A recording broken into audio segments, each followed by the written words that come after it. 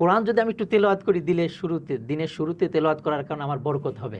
ওয়াহাযা কিতাবুন আনজালনাহু মুবারাক, আল্লাহ তাআলা এই কোরআনকে বরকতময় করে নাজিল করেছেন। তো এই যে এক পাঁজরের হাড় আর এক পাঁজরের ভিতর ঢুকে গেল, এই অবস্থায় কবর তাকে ছেড়ে দেবে না, এই অবস্থায় কিয়ামত কায়েম হওয়ার আগ পর্যন্ত ধরে রাখবে। এই মোবাইল হলো সবচেয়ে বড় ফিতনা। এখানে দেখেন মানুষ এমন কিছু নাই যে দেখতে পারতেছে না। এক জামানায় গুনাহ করতে অনেক কঠিন ছিল, এখন গুনাহ না করাটা হলো কঠিন। আসসালামু আলাইকুম রহমতুল্লাহ। সবাইকে নিউরো বাইন্ডিং পডকাস্টে স্বাগতম। তো আজকে আমরা যে পডকাস্টটি করতেছি, আজকে আমাদের মাঝে এমন একজন আছেন যিনি শুধু নলেজ নিয়ে কাজ করেন না, তিনি মানুষের হেদায়েতের জন্য কাজ করেন। তো আমাদের এখানে আজকে আছেন ইলম স্টাডিজের ফাউন্ডার সাদ আবদুল্লাহ ভাই। তো সাদ আবদুল্লাহ ভাই, আপনাকে স্বাগতম নিউরো বাইন্ডিং পডকাস্টে। কেমন আছেন ভাই? আলহামদুলিল্লাহ, আপনাকে অসংখ্য ধন্যবাদ, অভিনন্দন যে আপনি এরকম একটা দিনই উদ্যোগ নিয়ে এই পডকাস্টটি করতেছেন। তো আল্লাহ তাআলা আপনাকে এবং আমাদের সবাইকে এটাকে হেদায়েতের জরিয়া হিসাবে কবুল করেন। ভাইয়া, আল্লাহ তাআলার অসংখ্য শুকরিয়া যে আল্লাহ তাআলা আমাদেরকে ভালো রেখেছেন। হযরত আলী রাদিয়াল্লাহু তাআলা আনহু বলেন, বান্দা যখন তার নিয়ামতের শুকরিয়া আদায় করে তো আল্লাহ তাআলা ওই নিয়ামতকে বাড়িয়ে দেন। এটা হলো এমন যে আমি যদি কোনো নিয়ামতের উপর শুকরিয়া আদায় করলাম, তো আল্লাহ তাআলার উপর কোনো জিনিস জরুরি না, কিন্তু বান্দা যে ওই নিয়ামতের উপর শুকরিয়া আদায় করলো, তো আল্লাহ তাআলা নিজের উপর জরুরি করে নেন, আল্লাহ তাআলা ওই বান্দাকে ওই নিয়ামত বাড়িয়ে দেবেন। তো আমরা যদি সর্ব অবস্থায় আল্লাহ তাআলার নিয়ামতের শুকরিয়া আদায় করি, তো আল্লাহ তাআলা আমাদেরকে বাড়াইতেই থাকবেন। এবং দেখেন, এই মুহূর্তে কত মানুষ আছে দুনিয়াতে, তারা হাসপাতালের বেডে কাতরাচ্ছে। আমরা কত সুন্দর হাঁটাচলা করতে পারতেছি, কথা বলতে পারতেছি। কত মানুষ এমন দুনিয়াতে আছে কথাই বলতে পারে না, কত মানুষ আছে চোখে দেখতেই পারে না। তো তাদের থেকে তো আল্লাহ তাআলা আমাদেরকে অনেক নিয়ামতের ভিতর রেখেছেন, আলহামদুলিল্লাহ। ভাইয়া, তো সাদ আবদুল্লাহ ভাই, প্রথমেই আপনার কাছে জানতে চাই আপনার পড়াশোনা, আপনি কিভাবে এই দিনী লাইনে আসলেন, আপনার ব্যাকগ্রাউন্ড যদি আমাদেরকে বিস্তারিত বলতেন।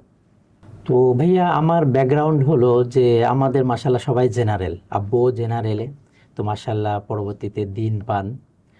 তো আমি যখন স্কুলে পড়ি, তো তখন দেখতাম যে ওই ছেলে মেয়ে সব একসাথে কথাবার্তা বলতেছে, এবং খুব অল্প, মানে ক্লাস 3-তে বা 4-এ এই অবস্থায় দেখতাম যে একজন আরেকজনের চিঠি লেখে ছেলে মেয়ে। তো এটা আমাকে খুব মর্মাহত করতো যে এত অল্প বয়স, এবং এখানে তো আল্লাহ তাআলার সম্পূর্ণ বিধিবিধান লঙ্ঘন হচ্ছে। এবং আমি মাঝে মাঝে ওই কোরআন তেলাওয়াত শুনতাম। তো কোরআন তেলাওয়াত যখন শুনতাম, তো আমার ভিতরে এত বেশি এটাকে এত আমি উত্তেজিত হয়ে যেতাম যে আমার ভিতরে যে আমি কবে এইভাবে কোরআন তেলাওয়াত করতে পারবো। তো সেখান থেকেই জার্নি শুরু, যে আমি ইনশাল্লাহ হাফেজ হব, এবং দিনের যত এলেম আছে একসাথে হাফেজ, আলেম, মৌলানা, মুফতি, মুফাসসির, মুহাদ্দিস, আল্লাহর মেহেরবানি ভাইয়া আমি এগুলো সব করেছি, এবং দেশের বাইরে থেকেও পড়াশোনা করেছি। প্রথমত তো ওই আমার বড় ভাইয়া যখন মাদ্রাসায় পড়তেন, তো দেখা যেত অনেক সময় মাদ্রাসায় ঠিকমতো পড়তো না, আব্বু মাদ্রাসায় দিয়ে আসছে, ভাইয়া চলে আসছে। তো এই অবস্থা দেখে আব্বুকে অনেকে বলতো এই কথা যে, স্যার আপনার তো 3 ছেলে, তো আপনি ঠিক আছে বড় ছেলেকে হাফেজ, মাওলানা, মুফতি বানান। তো বড় ভাইয়া তো মাদ্রাসার লাইনে দিচ্ছেন আব্বু, তো ভাইয়া পড়তে চাইতো না। তো দেখা যেত যে মানে আব্বু এরকম যে সবাই কথা বলতো, স্যার তাহলে এক ছেলেকে আপনি মাদ্রাসায় পড়ান আর বাকি ছেলেদেরকে আপনি জেনারেল লাইনে পড়ান। তো আব্বু দেখা যেত যে চুপ থেকে কিছু সময় চুপ থাকতো, এরপরে বলতো, অ্যান্সার দিত এইভাবে যে, দেখেন আমারও তো মন চায় আমার 2-1টা ছেলেকে আমি ইঞ্জিনিয়ার, ডাক্তার বানাই, কিন্তু আমি এই জুলুম কোন ছেলের উপর করব এটা আমি ভেবে পাচ্ছি না। তো তারা জিজ্ঞেস করতো, ভাই স্যার এটা কি জুলুম? তো বলতো, দেখো আমি যে ছেলেকে হাফেজ, মাওলানা, মুফতি বানাবো, তো তারা কাল কিয়ামতের মাঠে আল্লাহ তাআলার থেকে অনেক বড় নিয়ামত পাবে, অনেক পুরস্কার পাবে। তো অন্য ছেলেরা যখন দেখবে যে আমার ভাই এত পুরস্কারে পুরস্কৃত হচ্ছে, আর আমরা আজকে ওই নিয়ামত পাচ্ছি না, ওই পুরস্কার আমরা পাচ্ছি না, তো তখন যে আমার কাছে আসবে, এসে বলবে যে, আব্বু আমি কি অপরাধ করেছিলাম, আপনি ভাইয়াকে বা আমার এক ভাইকে আপনি মাদ্রাসায় দিলেন, সে হাফেজ হলো, আর আমরা তো ওই হাফেজ যে নিয়ামত পাচ্ছেন আল্লাহ তাআলা থেকে, আজকে আমরা তো এই নিয়ামত থেকে বঞ্চিত। তো আব্বু আমরা তো কি অপরাধ করেছিলাম? তো ডোন্ট গেট মি রং, মানে আমি এই কথা বলতে চাচ্ছি না যে সবাই হাফেজ হইতে হবে, সবাই আলেম হইতে হবে, এরকম না। দিনের সব কাজের জন্য আমাদের লাগবে, প্রত্যেক বিষয়ের জন্য লোক লাগবে, ইঞ্জিনিয়ার লাগবে, ডাক্তার লাগবে। তবে হ্যাঁ, আমরা চাচ্ছি একজন ইঞ্জিনিয়ার হোক তো সে দিনদার ইঞ্জিনিয়ার হোক, একজন ডাক্তার হোক তো সে দিনদার ডাক্তার হোক। একজন ডাক্তার যদি তার রুগীকে এই কথা বলে যে দেখেন আপনি এই ওষুধটা খাবেন ফজরের নামাজ পড়ে, এই ওষুধটা খাবেন জোহরের নামাজ পড়ে, এই ওষুধটা খাবেন ঈশার নামাজ পড়ে, তো ওইখানেও তার দিনই দাওয়াত হয়ে গেল, দিনই দাওয়াত দেওয়া হয়ে গেল। তো সাধারণত ডাক্তারদের কথা মানুষ মানে, তো রুগী সে চিন্তা করবে এটা আমাকে ফজরের নামাজ পড়ে খেতে বলছে, এটা জোহরের নামাজ পড়ে, এই ট্যাবলেটটা ঈশান নামাজ পড়ে খেতে বলছে, তাহলে আমি নামাজটা পড়ে নিই। তো ডাক্তার সাহেবেরও বড় দিনই খেদমত হয়ে গেল, দিনের দাওয়াত সে দিতে পারলো। তো এরপরে যে যখন এই কোরআন তেলাওয়াত শুনতাম, নিজের কাছে এত বেশি আফসোস হতো। বিশেষ করে আমি যখন ছোট ছিলাম আমাদের মসজিদে একজন হাফেজ সাহেব আসতেন, উনি তারাবির নামাজ পড়াইতেন। তো উনি যখন তারাবির নামাজ পড়াইতেন, তেলাওয়াত করতেন, আমার ভিতরে সবসময় আমি ওই তেলাওয়াত শুনে কাঁদতাম যে উনি পারতেছে আমি পারতেছি না, আমি যদি এরকম করতে পারতাম। ভিতরে খুব মানে তাড়া দিত। এবং এবং দেখা যেত যখন আমি স্কুলে যেতাম, ওই স্কুলের ওই পরিবেশগুলো আমার কাছে খুব খারাপ লাগতো, যে আমরা সবাই একসাথে পড়াশোনা করতেছি, এত অল্প বয়সে এক ছেলে মেয়েকে চিঠি লিখতেছে, এবং সব ইসলামের বিরোধী কথাবার্তা তারা দেখা যাচ্ছে যে ইসলাম যে জিনিসটাকে হারাম করেছে, যেটা ইসলাম রিলেশনশিপ যেটাকে বলি আমরা, প্রেম প্রীতি, এগুলা তো ইসলামে সম্পূর্ণ হারাম। তো অল্প বয়সেই এইগুলা দেখা যেত যে একে অপরের কাছে চিঠি লিখতেছে। তো আমি ভাবলাম তাহলে তো আমাকে আল্লাহকে রাজি খুশি করতে হবে। তো এই নিয়ত করে আমি আব্বুকেও বলে, আব্বুরও ইচ্ছা যে আমাদেরকে মাশাআল্লাহ দ্বীনি শিক্ষায় শিক্ষিত করবেন। তো এই নিয়ত করে আব্বু আমাদেরকে সর্বপ্রথম কাকরাইলে ভর্তি করে দেন। তো এখানে মাশাআল্লাহ আমি এবং আব্বু যখন ভর্তি করে দেন, এবং আব্বু দুইটা কথা বলেছিলেন আমাদের, আমরা দুই ভাই একসাথেই ভর্তি হই। তো আব্বু বলেছিলেন যে আব্বু তোমাদেরকে আমি ভর্তি করে দিলাম, তোমরা কিন্তু ক্লাসে ফার্স্ট হবা এবং যত দ্রুত পারো হাফেজ হয়ে যাবা। তো আব্বুর এই কথা সবসময় আমার খুব দিলে লাগতো। আব্বু বলে গেছে যে আব্বু তোমাদেরকে তো হাফেজ হতে হবে। তো আমি কোরআন তেলাওয়াত যখন শুরু করে দিলাম, তো প্রথমে তো আমি কায়দা দিয়ে শুরু করি, তো সবসময় পড়তাম, সবসময় পড়তাম। এমন হতো যখন আমি হাফেজ হচ্ছি, তো দেখা যাচ্ছে যে আমি হাফেজ মাশাআল্লাহ 1 বছর অনেক আগেই শেষ হয়ে যায়। তো দেখা যেত যে আমাদের মাদ্রাসায় লাইট বন্ধ হয়ে যেত 10:30টায়, লাইট বন্ধ হয়ে যেত। তো আমি কি করতাম যে আমার আগামীকাল আমি 5 পৃষ্ঠা সবক দেব। তো দেখা গেছে যে আমি 3 পৃষ্ঠা মুখস্থ করেছি আর এখনো 2 পৃষ্ঠা শেষ করতে পারি নাই। তো আমাদের তো আবার নিয়ম 10:30টায় লাইট বন্ধ হয়ে যায় পুরো মাদ্রাসায়, কোথাও লাইট জ্বলবে না, সবাই 10:30টার ভিতরে ঘুমিয়ে পড়তে হবে। শেষ রাত্রে তাহাজ্জুদের জন্য সবাই উঠে পড়তো 4টার সময়, 3:30টার সময়। তো আমি কি করতাম যে আমার তো কালকে 5 পৃষ্ঠা সবক শোনাইতে হবে। তো আমাদের মাদ্রাসার পাশে একটা অফিস ছিল, অফিসে ওই সারা রাত আপনার অফিসে লাইট জ্বালানো থাকতো সারা রাত। তো ওই জানালার পাশ দিয়ে সামান্য একটু আলো আসতো, আমাদের তো লাইট জ্বালানো নিষেধ ছিল। তো জানালা দিয়ে আলো আসতো, তো আমি কি করতাম, ওই কোরআন শরীফ নিয়ে আমার যে রুম, অল্প একটু জানালা খুলে সামান্য আলো আসতো, ভালো মতো দেখা যেত না। তো আমি একবারে কোরআনটা কাছে নিয়ে সারা রাত পড়তাম। এমন হয়েছে ভাইয়া যে আমি হাফেজ হওয়ার আগে একটা রাতও ঘুমাইতে পারি না ঠিক মতো, একটা রাতও না। মানে আমি এটা বিলিভ মি, মানে সবাইকে এই কথা বলতেছি যে আল্লাহর কালাম এটা যে কত বড় নিয়ামত, এটা যে চাই সেই পায়। এটা যার দিলে, সে যদি মনে করে যে এই কালামটা আমি শিখবো, এটা ধারণ করব, আল্লাহ তাআলা তার জন্য সহজ করে দেন। ওয়ালাকাদ ইয়াসসারনাল কুরআনা লিযযিকরি ফাহাল মিন মুদ্দাকির। আল্লাহ বলছেন এই কথা যে এই কোরআনকে আমি সহজ করেছি, আছে কি কেউ লেনেওয়ালা যে এই কোরআনকে হেফজ করবে, এই কোরআনের নুসরাত। মোট কথা, কেউ যদি মনে করে যে আমি কোরআনকে শিখবো, হাফেজ হব, যে অবস্থায় হোক। অনেক ভাই আমাদের কাছে বলেন যে হুজুর আমি তো এখন চাকরি বাকরি করি, ব্যবসা বাণিজ্য করি, আমি কিভাবে কোরআন শিখবো? তো তো আমি তাদেরকে বলি যে দেখেন, কোরআন শেখাটা একবারে ইজি, এত ইজি আল্লাহ তাআলা করে দিয়েছেন, শুধু আপনার নিয়ত লাগবে। আপনি ভিতর থেকে ওই নিয়তটা যদি করেন যে হ্যাঁ আমি শিখবো, তো আল্লাহ তাআলার সাহায্য আপনার সাথে হয়ে যাবে। এবং আমি তো মাশাআল্লাহ ভাইয়া 3 ঘন্টায় কোরআন শিক্ষা বের করেছি কোর্স। এটা মানুষ যদি ইচ্ছা করে যে আমি 3 ঘন্টা সময় দিয়ে শিখতে পারবো, তো বিলিভ মি সে 3 ঘন্টায় শিখতে পারবে, মাশাআল্লাহ। 3 ঘন্টায় শিখতে পারবে। এবং যদি কেউ মনে করে যে আমি হাফেজ হব, তো ভাইয়া আমি মনে করি যারা হাফেজ হবে আমার সাথে যদি একটু যোগাযোগ করে, আমি তাকে এমন কিছু ফর্মুলা, এমন কিছু টিপস, এমন কিছু পদ্ধতি বলে দিতে পারবো যে সে ইনশাআল্লাহ 1 বছরের ভিতর হাফেজ হয়ে যেতে পারবে। এটা কি জেনারেল এডুকেশনে যারা আছে তারাও পারবে? হ্যাঁ, জেনারেল এডুকেশনে যারা আছে তারাও পারবে ইনশাআল্লাহ, কোনো সমস্যা নেই। তো এরপরে হাফেজ হয়ে গেলাম অল্প সময়ের ভিতরেই। তারপরে তো মাশাআল্লাহ কিতাব, মানে যেটাকে আমাদের পরিভাষায় আমরা আলেম বলি, মাওলানা বলি, ওইখানে ভর্তি হয়ে গেলাম লম্বা সময় ধরে মাশাআল্লাহ। আমি যখন প্রথম 1-2 জামাতে পড়ি, তো ওই সময় দেখা গেছে যে শরীয়তের যত ফিকার, যত মাসলা মাসাইল আছে, আমি সব মাসলা মাসাইল সব পড়ে ফেলি এবং বেশিরভাগ মাসালাগুলো আমি মুখস্থ করে ফেলি। ইভেন এমনকি মানে আমি যখন এলাকাতে যেতাম, তো আমাদের এলাকাতে তো এরকম উলামায়ে কেরাম ওই সময় ছিলই না, কেউই ছিল না।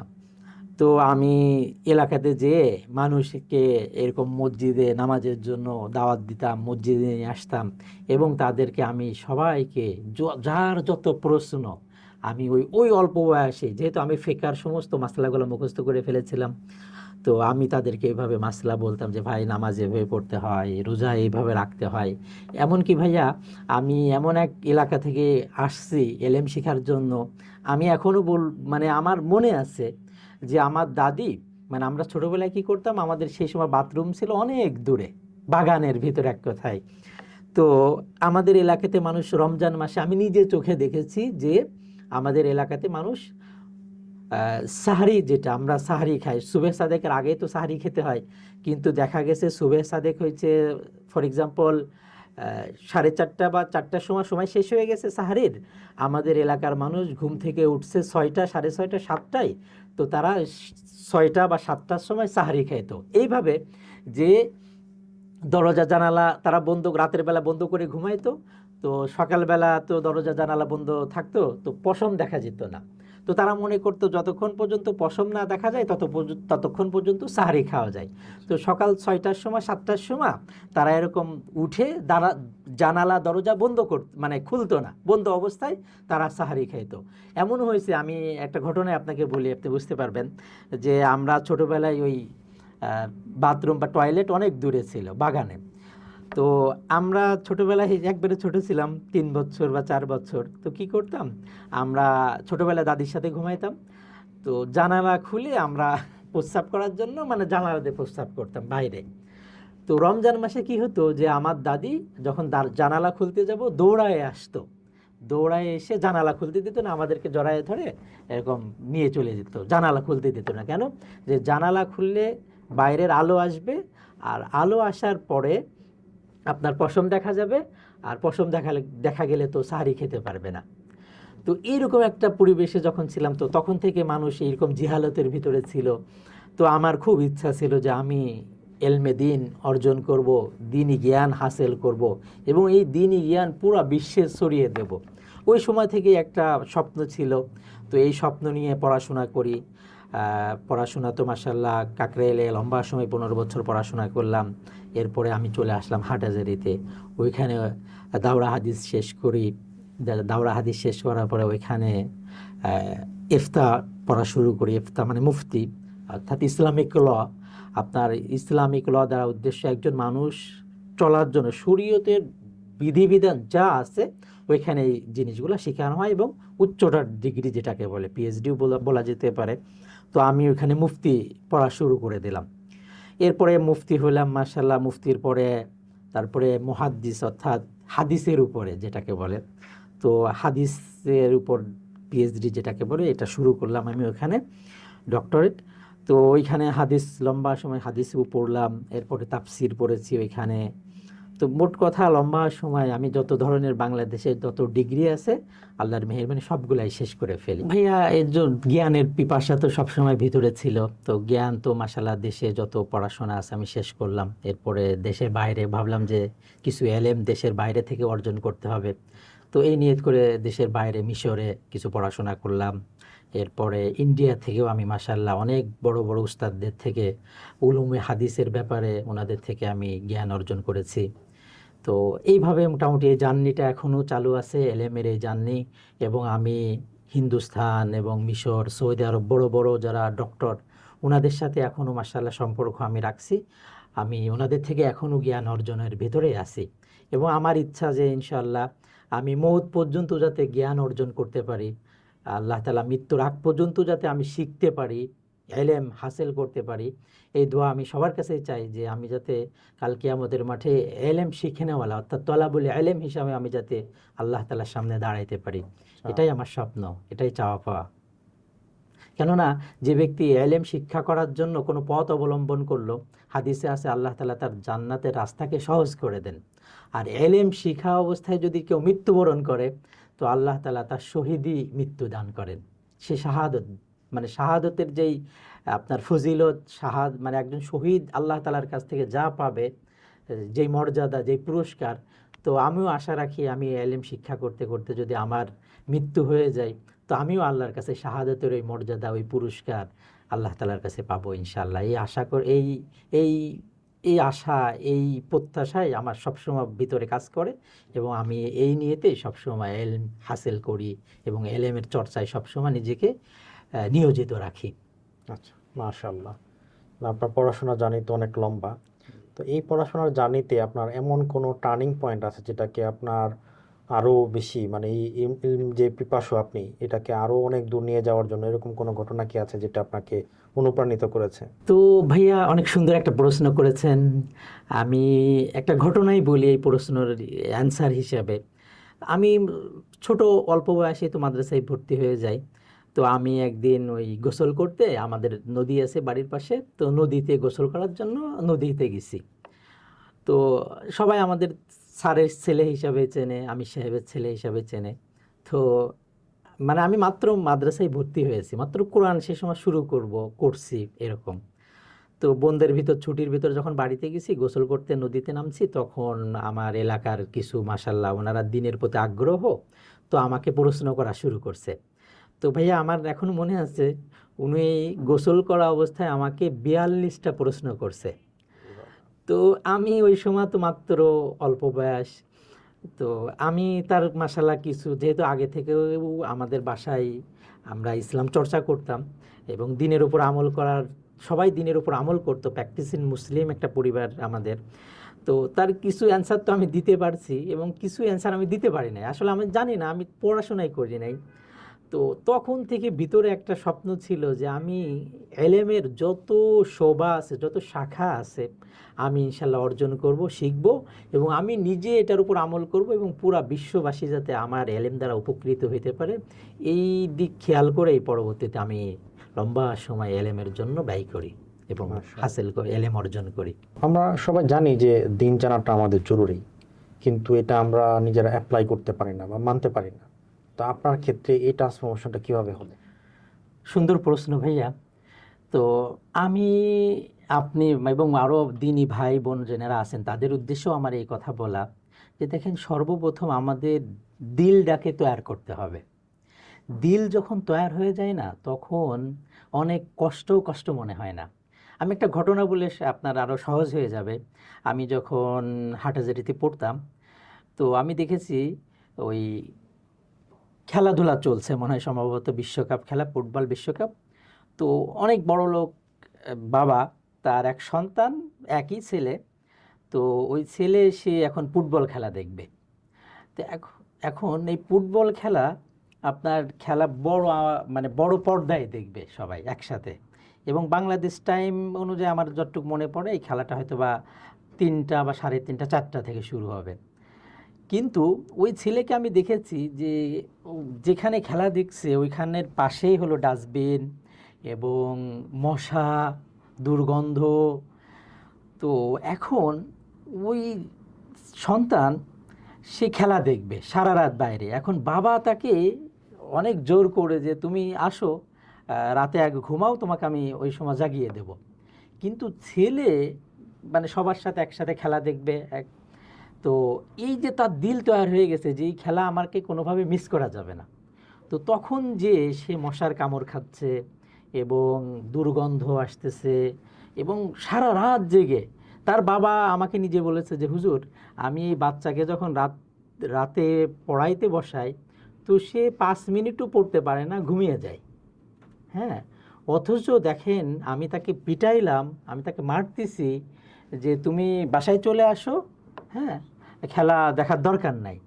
তো সে পিটানোর পরেও এবং মাঝে মাঝে থেমে থেমে বৃষ্টি হচ্ছে, তো আমি যেটা ভাবলাম যে এক হলো বৃষ্টি, মশার কামড়, দুর্গন্ধ, সারা রাত জেগে কত কষ্ট, কিন্তু তারপরেও সে এখান থেকে ফিরতেছে না কেন? যে তার সে মজা পেয়ে গেছে ওইটার। তো কেন দিল তৈরি হয়ে গেছে। তো আমাদের প্রথমত যেটা আপনি প্রশ্ন করেছেন, আমি বলবো যে প্রথমত আমাদের দিল তৈরি করতে হবে যে না, আমাকে ইসলামটা যে আসলে এত সহজ এবং এর পুরস্কার যে এত বিশাল, এটা আমাকে প্রথমে দিলকে মানাইতে হবে।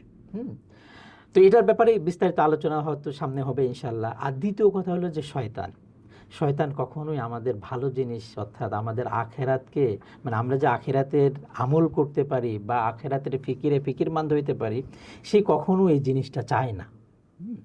তো যেহেতু এই জিনিস শয়তান চায় না, তো শয়তানের বাধা তো আছেই, এবং ইভেন নফস অর্থাৎ আমাদের দিলও তৈরি না এটার জন্য।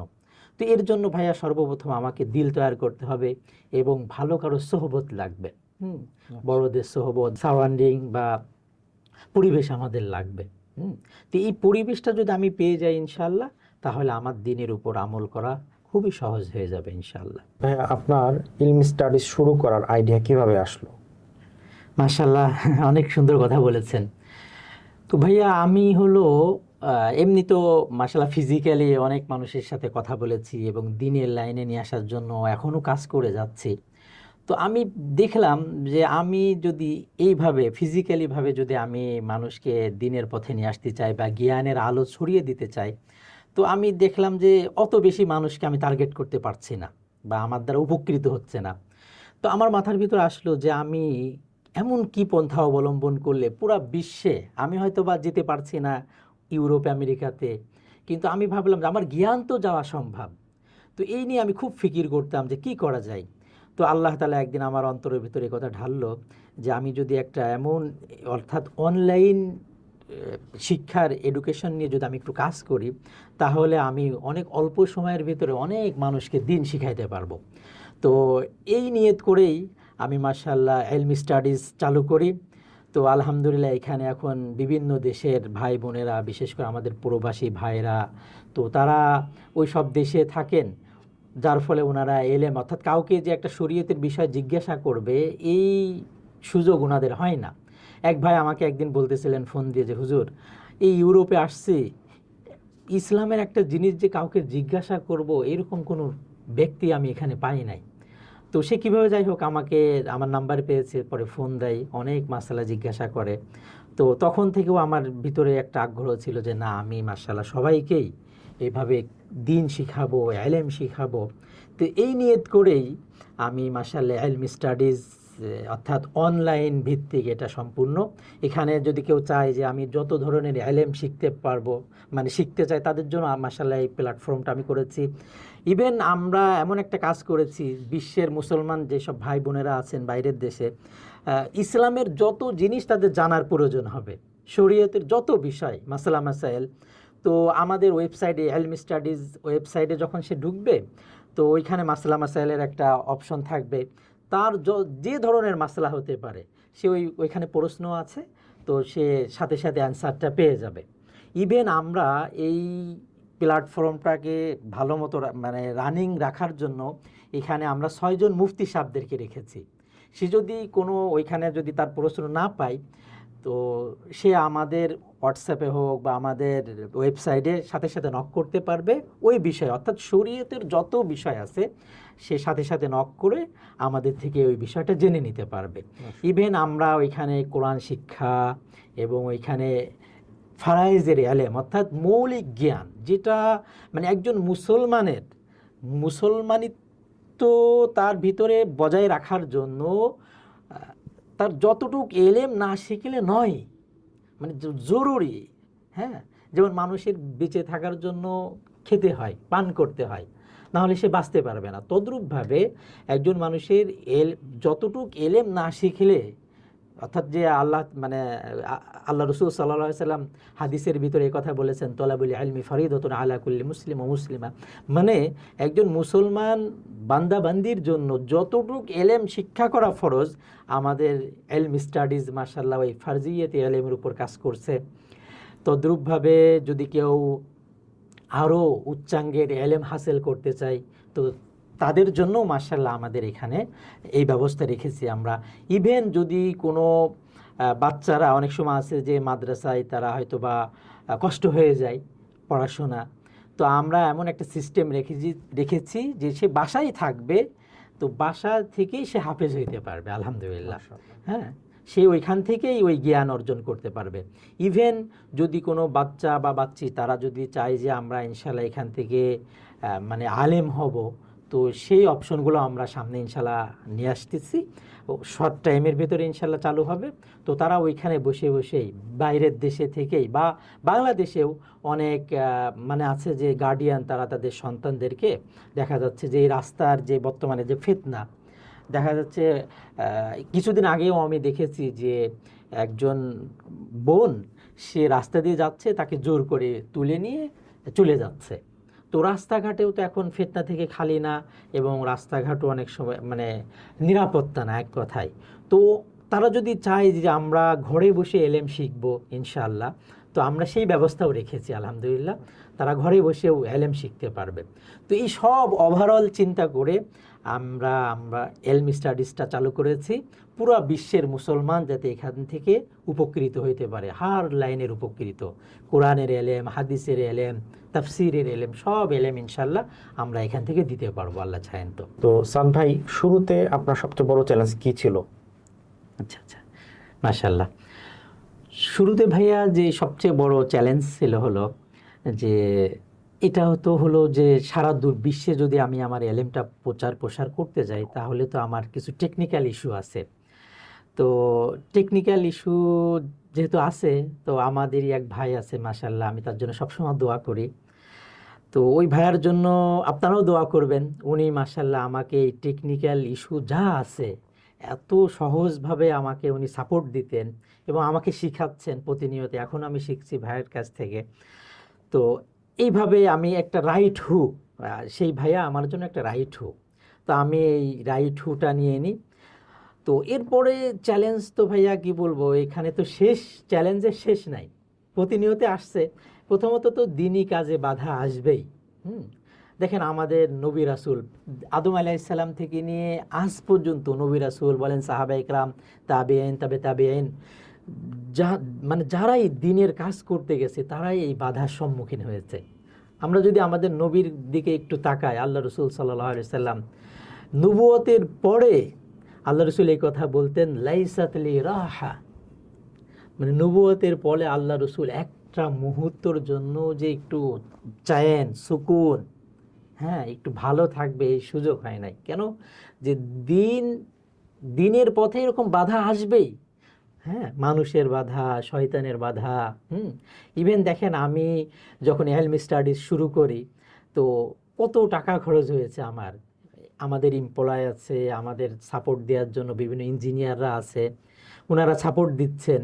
হ্যাঁ, দেখেন কোরআন এত বড় একটা জিনিস, আমরা দুনিয়াবি শিক্ষা অর্জন করার জন্য কত টাকা খরচ করছি, কত টাকা।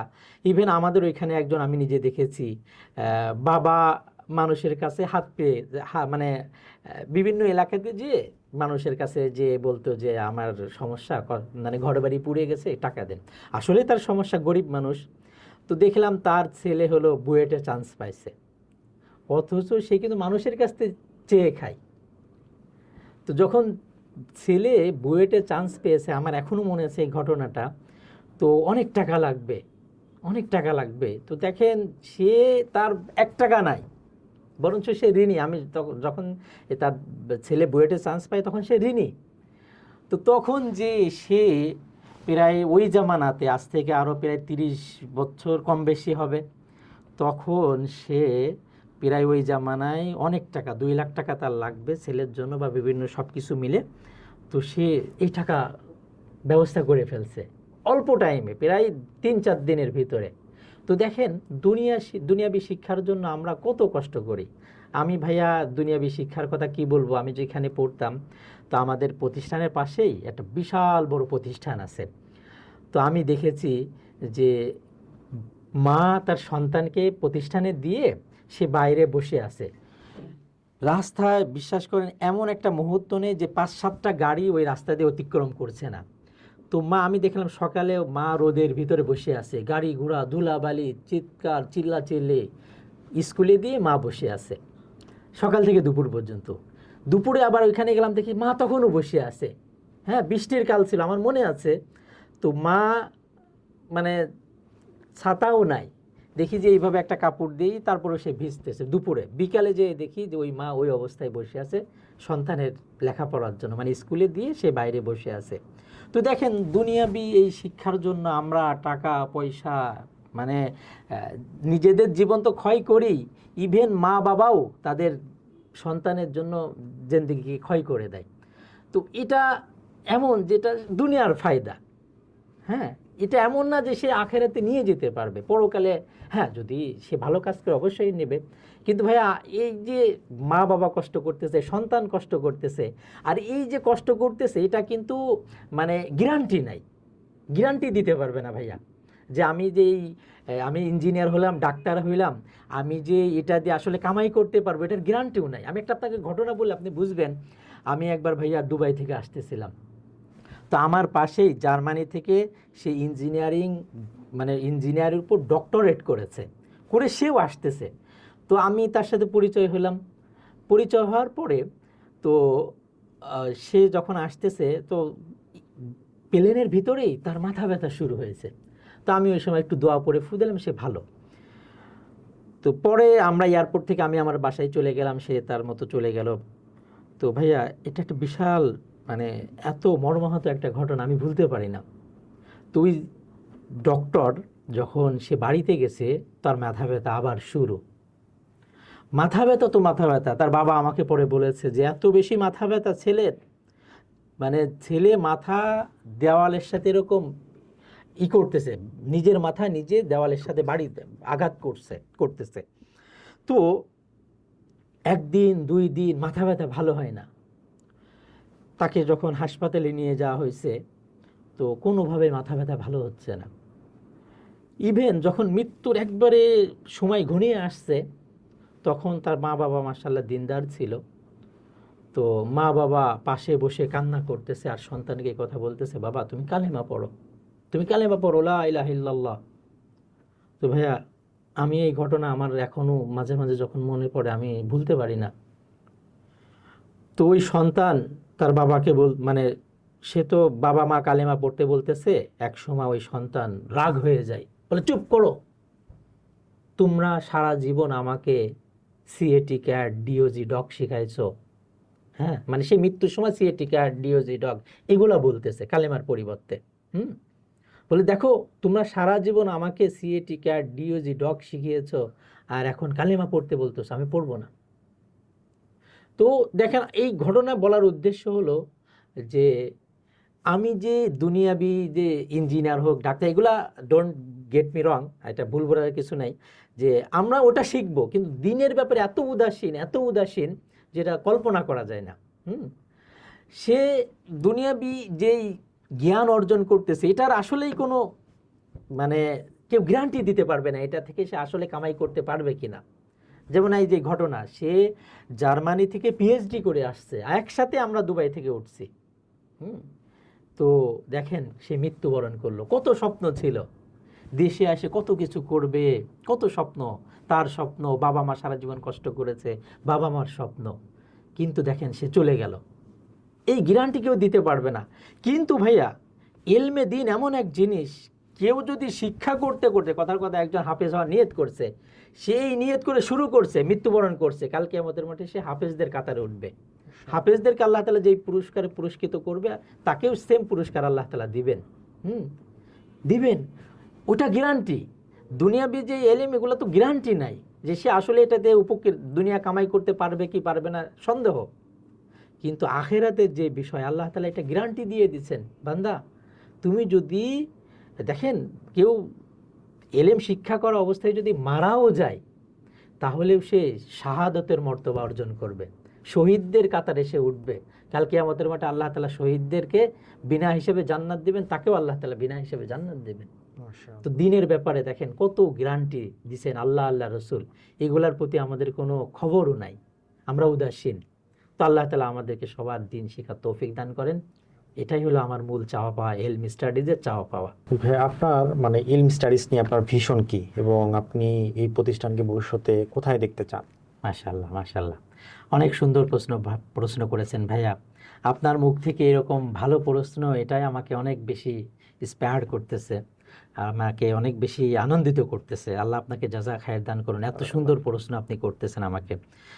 তো ভাইয়া ইলম স্টাডিজের আমাদের ভীষণ হলো ভাইয়া যে দুনিয়াতে যত মুসলমান আছে, সমস্ত মুসলমান যাতে এলেম অর্জন করতে পারে, এলেম থেকে উপকৃত হতে পারে, এলমে নাফে যেটাকে বলে। এলেম তো ভাইয়া মানে বিশ্বাস করেন, বাবা মা সন্তানকে কতটুক দিতে পারে, হয়তো বা 100 কোটি টাকা দিয়ে মারা যেতে পারে, কিন্তু এলম আপনাকে মানে বাবা মা 100 কোটি টাকা দিতে পারে, কিন্তু ওই সন্তানকে আজকে যে বিপদ থেকে রক্ষা করবে, অর্থাৎ গাড়ি ঘোড়া বা বিভিন্ন আপদ বিপদ আছে, এই আপদ বিপদ থেকে রক্ষা করবে, এই জ্ঞান কিন্তু কোথাও দিতে পারবে না, এই সিকিউরিটি বাবা মাও দিতে পারবে না। তো দেখেন আল্লাহ, আল্লাহ রসুল দিয়েছেন। অর্থাৎ যদি কেউ এই দোয়া পড়ে, আল্লাহুম্মা আনতা রাব্বি লা ইলাহা ইল্লা আনতা আলাইকা তাওয়াক্কালতু ওয়া আনতা রাব্বুল আরশিল কারীম মা শা আল্লাহু কানা ওয়া মা লাম ইয়াশা ইলা আখির, তো এই দোয়া পড়লে সকাল থেকে সন্ধ্যা আল্লাহ তাআলা তাকে হেফাজত করবেন। তো আমার ইচ্ছা ইলমি স্টাডিজ পুরো বিশ্বের মানুষ যাতে এই যে মাসনুন যে দোয়াগুলো আছে, জরুরি যে এলেমগুলো আছে, এখান থেকে অর্জন করতে পারে। এবং আমাদের সর্বশেষ গোল হলো যে ইলমি স্টাডিজটা একটা মানে অনলাইন ইউনিভার্সিটি করা, যাতে সারা দুনিয়ার মুসলমান এবং মুসলমানের সন্তানরা উপকৃত হতে পারে। আল্লাহ তাআলা আমাদের সেই তৌফিক দান করুন। আল্লাহ চাইলে সব সম্ভব, আমাদের কাজ হলো নিয়ত করা, চেষ্টা করা, আর বাকি আল্লাহ তাআলা আমাদের নিয়ত অনুযায়ী আমাদেরকে দান করবেন ইনশাআল্লাহ। আচ্ছা ভাই, আপনি কি মনে করেন আজকের যুগে মানুষের মাইন্ড এবং দিনের মধ্যে একটা কনফ্লিক্ট তৈরি হয়েছে? তো ভাইয়া আসলে বিষয়টা আমাদের মানে আমরা মনে করছি অনেক কঠিন জিনিস দিনটা, এনামটা অনেক কঠিন মনে হচ্ছে আমাদের কাছে, বা শয়তান আমাদের ল্যাগ দেখায়। তো এই কারণে আমাদের কাছে অনেক কঠিন মনে হচ্ছে। তো আসলে ভাইয়া দিনটা খুবই ইজি, খুবই সহজ, খুবই সহজ, এত সহজ যেটা কল্পনা করতে পারবে না মানুষ। দিন তো এমন, সে যদি দিন শেখে বা দিনের উপর আমল করে, তার দুনিয়াও ফায়দা, আখেরাতেও ফায়দা।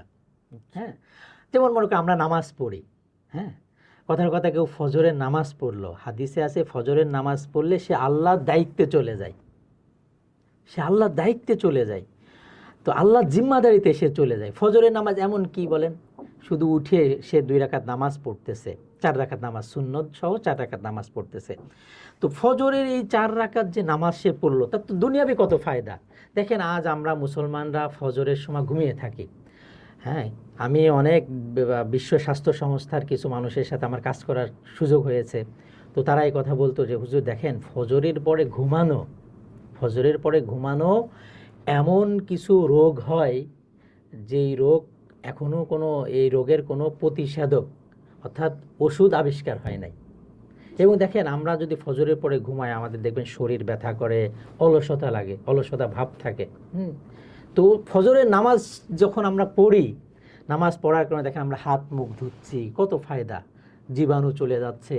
যখন আমি কিছুদিন আগে আমি একটা সায়েন্টিফিক নামাজ বই পড়লাম, তো ওই বইতে দেখলাম যে বান্দা যখন সাজদা দেয়, এই সেজদা দেওয়ার কারণে তার রক্ত সঞ্চালন বেড়ে যায় মাথার। তো এই কারণে তার মানে নামাজ পড়ার কারণে, সাজদার কারণে, রুকু করার কারণে তার এরকম রক্ত সঞ্চালন ঠিক থাকে। যাদের উচ্চ রক্তচাপ আছে তাদের উচ্চ রক্তচাপ নিয়ন্ত্রণে চলে আসে। এবং মানে গবেষণায় এটা দেখা গেছে, হার্ভার্ড ইউনিভার্সিটির গবেষণা, যে যারা নামাজ পড়ে মানে যারা দিনের প্র্যাকটিস করে তাদের মানে সুখের যে স্কোরটা, যারা দিনের উপর আমল করে না, যারা প্র্যাকটিসের মুসলিম নাম, এক কথায় যারা দিন ফলো করে না, দিন মানে না, বলে তাদের ভিতর হতাশা, অ্যাংজাইটি, এরকম দুশ্চিন্তা, পেরেশানি বলে তাদের অনেক বেশি। কিন্তু যারা নামাজ পড়ে তাদের এই পেরেশানি, মুসিবত এবং তাদের মাইন্ড সবসময় ভালো থাকে, ফ্রেশ থাকে। হয়তো আমরা তো মানে মনে করতেছি যে নামাজ কালাম এগুলা মনে হয় পড়লে আমার সময় নষ্ট বা আমার ক্ষতি না। আমি যে 5 বার আল্লাহ তাআলার দরবারে সাজদা দিচ্ছি, আমার ব্রেন ঠিক থাকতেছে, আমার রক্ত সঞ্চালন ঠিক থাকতেছে, আমার উচ্চ রক্তচাপ থেকে আমি বেঁচে যাচ্ছি। তো কত ফায়দা ভাইয়া। আর পরিশেষে তো আল্লাহ তাআলা এই নামাজের বিনিময়ে বান্দাকে জান্নাত দিবেন। কত সহজ, কত ইজি। দুনিয়ার কাজ করলে তো ভাইয়া মানে এটার প্রাপ্য আমি পাইতেও পারি, নাও পাইতে পারি, কিন্তু দিনের আমল করলাম আমি একবার সুবহানাল্লাহ বললাম, জান্নাতে এত বড় আল্লাহ তাআলা একটা গাছ দিবেন যে 500 বছর আরবি তেজি ঘোড়া দৌড়ায় শেষ করতে পারবে না। দেখেন কতটুকু সময় লাগলো, শুধু ঠোঁট নাড়াইলাম। তো এত মনে করেন আমি প্রতিদিন একটু তাহাজ্জুদ পড়ি, 5 ওয়াক্ত নামাজ পড়ি, একটু জিকির আজগার করলাম, এটার জন্য কি হয়? এটার জন্য তো আমার ফায়দা, আমার শারীরিক কত উন্নতি হয়, মানে আমার মন মানসিকতা চেঞ্জ হয়, আমার এরকম দেখা যাচ্ছে দুশ্চিন্তা, নামাজের দ্বারা দুশ্চিন্তা চলে যায়। জিকির করলে দেখেন, আজ যাকেই আমি জিজ্ঞাসা করি ভাই কেমন আছেন, তো মুখে ঠিকই আলহামদুলিল্লাহ বলে, কিন্তু মানে পরবর্তী সে যা শোনায় তার ব্যথার কথা, পেরেশানির কথা, বলে হুজুর ভালো নেই, এই সমস্যা সেই সমস্যা, সব সময় মানে পেরেশান। অথচ যদি সে কোরআন তেলাওয়াত করতো, কোরআন আল্লাহ তাআলা কোরআনের পাকের ভিতরে এই কথাই বলেছেন, আলা বিযিকরিল্লাহি তাতমাইন্নুল কুলুব, বান্দা তুমি পেরেশানিতে আছো, আমার কালাম পড়ো, কোরআন পড়ো। তো কোরআন পড়লে তো আমার পেরেশানি চলে যাচ্ছে, কিন্তু আমরা পড়ি না। শয়তান আমাদেরকে এই দিকে নিয়ে যাচ্ছে না। তো এর জন্য আমার দিনী ভাইদের কাছে সবসময় আবেদন থাকবে যে একটু কোরআন শিখি, কোরআন তেলাওয়াত করি, নামাজ পড়ি, এতে আমার দুনিয়াও সুন্দর হবে, আখিরাতও সুন্দর হবে। এগুলো এত কঠিন না। টাকা কামাই করা, দেখেন যারা মাঠে কাজ করতেছে এই বৃষ্টির কালে, কত মানুষ এই যে ডাক পড়ে, এখন ঠাটা পড়ে মারা যাচ্ছে, সারাদিন কাদার ভিতরে কাজ করতেছে। তো এটার চেয়ে তো অনেক সহজ নামাজ পড়া, জিকির করা, কোরআন তেলাওয়াত করা কত সহজ। কিন্তু আমাদের এই কষ্টটা শয়তানে মনে হয় অনেক কিছু পড়তে দেয় না। তো এর জন্য ইচ্ছা করলে একটু মনকে বুঝাইলেই বাস হয়ে যাবে। আল্লাহ তাআলা আমাদের সবাইকে এই বুঝ দিয়ে দেন, দিনই বুঝ। আচ্ছা, তাহলে মানুষ কেন এই বিষয়গুলো জানার পর আমল করতে পারে না? মাশাআল্লাহ ভাইয়া, অনেক সুন্দর কথা বলেছেন। দেখেন বর্তমান জামানায় নোয়িংয়ের কোনো অভাব নাই। সবাই জানে যে এই খাবার খেলে আমার স্বাস্থ্যের জন্য ভালো, এই খাবার খেলে আমার স্বাস্থ্যের জন্য ক্ষতিকর। সবাই আমরা নোয়িংটা জানি, কিন্তু আসলে এই জিনিসগুলোর উপর আমল করা, প্রথমত আমি ভাইয়া ইতিপূর্বে বলছি যে দেখেন শয়তান আমাদেরকে আমল করতে দেয় না। সে মানে আমাদের আমল থেকে দূরে সরানোর জন্য সব রকম ব্যবস্থা করে। কিন্তু আমাকে যদি নিজেকে দেখেন, আমরা সবাই কিন্তু দুনিয়া কামাই করার জন্য কিন্তু বের হয়ে যায়, নিয়ত করে যে না আজকে আমার ব্যবসা করতেই হবে, যত বৃষ্টি হোক, যতই সমস্যা আসুক না কেন, আমাকে ব্যবসা করতে হবে, টাকা ইনকাম করতে হবে। এর জন্য আমরা এই পদক্ষেপটা নিয়ে নিই সাথে সাথে। তদ্রূপভাবে যদি দিনের জন্য আমরা শুধু একটু পদক্ষেপ নিয়ে নিই যে না আমি ইনশাল্লাহ এখন থেকে মোটামুটি, যেমন আমাদের এলমি স্টাডিজই আছে, এইখানে আমরা এমন একটা এনভায়রনমেন্ট তৈরি করেছি যে এখানে মাশাআল্লাহ ভালো জিনিস পোস্ট করা হয়, যে কিভাবে আমরা গুনাহ থেকে বাঁচতে পারি, কিভাবে ইবাদত বন্দি করতে পারি, কিভাবে যাতে আমরা ভালো থাকতে পারি। ভালো থাকার জন্য একটা পরিবেশ বিশাল বড় একটা ম্যাটার, যে পরিবেশ লাগে। যেমন ওই যে বুখারীর হাদিস তো আছেই, যে এক ব্যক্তি সে 99টা হত্যা করছে, কতল করছে। তো সে একজন সাধারণ মানুষকে যে বলছে হাল্লি মিন তাওবা, আমার জন্য কি কোনো তওবার রাস্তা খোলা আছে, দরজা খোলা আছে? তো সাধারণ মানুষ সে বলছে তুমি 99টা হত্যা করছো, কতল করছো, তোমার জন্য আবার রাস্তা খোলা? তুমি তো বিশাল বড় মহাপাপ, তোমার জন্য কোনো মাপ নেই। তখন সে দেখলো যে না, 99টা যেহেতু করেছে তাহলে সেঞ্চুরি পোড়া করে দিই, 100টা করে ফেলি, ব্যাস হত্যা করে দিল। তারপরে তার ভিতরে একটা যে না, আমার জন্য তওবার কোনো রাস্তা খোলা আছে কিনা, মানে তার ভিতরটা জ্বালা পোড়াটা বাকি ছিল। তো যখন মানুষের কাছে জিজ্ঞেস করলো যে কেউ আলেম আছে কিনা, তো মানুষ বললো যে অমুক জায়গায় একজন আলেম আছে, তার কাছে তুমি চলে যাও। তো তখন যে সে ওই আলেমকে খুঁজে বের করলো এবং আলেমকে যে বলল যে হুজুর আমি তো 100টা হত্যা করেছি, কতল করেছি, আমার জন্য কি কোনো তওবার রাস্তা খোলা আছে? তো তখন উনি বললেন হ্যাঁ অবশ্যই। তো বান্দা যখন ভাইয়া গুনাহ করতে করতে একবারে মানে আসমান ভরে পেলে, যদিও গুনাহ করতে করতে আসমান ভরা সম্ভব না, কিন্তু বান্দা যখন আল্লাহ তাআলার কাছে মাপ চায়, সামান্য মাপ, দেখেন ভিতরে মাপ, এবং মাপ চাওয়ার জন্য যে তাকে অনেক কিছু করতে হবে এমন না, মানে শুধু দিলে দিলেও যদি বলে আল্লাহ আমি অনেক বড় অন্যায় করে ফেলেছি, আল্লাহ আমি তো এত এত গুনাহ করেছি, আপনি আমাকে মাফ করে দেন, দেখেন কত সহজ জিনিস, শুধু দিলটা দিলে দিলে কথা বলবে। তো তখন ওই ব্যক্তি মানে উলামা ওই ব্যক্তিকে বললো যে তোমার জন্য একটাই রাস্তা, যদি তুমি তওবা করো আল্লাহ তাআলার কাছে মাপ চাও, তাহলে তোমার সব গুনাহকে আল্লাহ মাফ করে দেবেন। তো সে তখন তওবা করলো আল্লাহর কাছে, এবং ওই আলেম বললো দেখো তোমার জন্য এখন যেই পরিবেশে তুমি আসো ওইখানে তোমার গুনাহ করাটা সহজ, কারণ আমাদের পরিবেশ, আমাদের বন্ধুবান্ধব, আমাদের সারাউন্ডিং এমন যে আমি বাঁচতে চাইলেও বাঁচতে পারবো না, এর জন্য একটা পরিবেশ লাগে। তো তখন বলে যে তুমি অমুক জায়গা চলে যাও, ওইখানে কিছু ভালো লোকরা আছে, তাদের সোহবতে তুমি থাকো, তাহলে তোমার তওবার উপর তুমি থাকতে পারবে। তো ভাইয়া এটাই যে জিনিসটা তো খুবই সহজ, কিন্তু আমাদের এটা মেনটেন করার জন্য আমাদের একটা পরিবেশ লাগবে। তো আপনি খুব খুশি হবেন যে আমরা এলম স্টাডিজ এরকম একটা সারাউন্ডিং তৈরি করে ফেলেছি, যে যাতে সেখানে মানুষ কিভাবে দিনের উপর আমল করতে পারে, আমরা এখানে সুন্দর এমন একটা পরিবেশ তৈরি করেছি যে সবাই যাতে ওইটার উপর আমল করতে পারে। আমাদের সবাই সবার সাথে ভালো কথার আলোচনা হয়, ইবাদত বন্দিগির কথাবার্তা বলা হয় এই সারাউন্ডিংয়ে।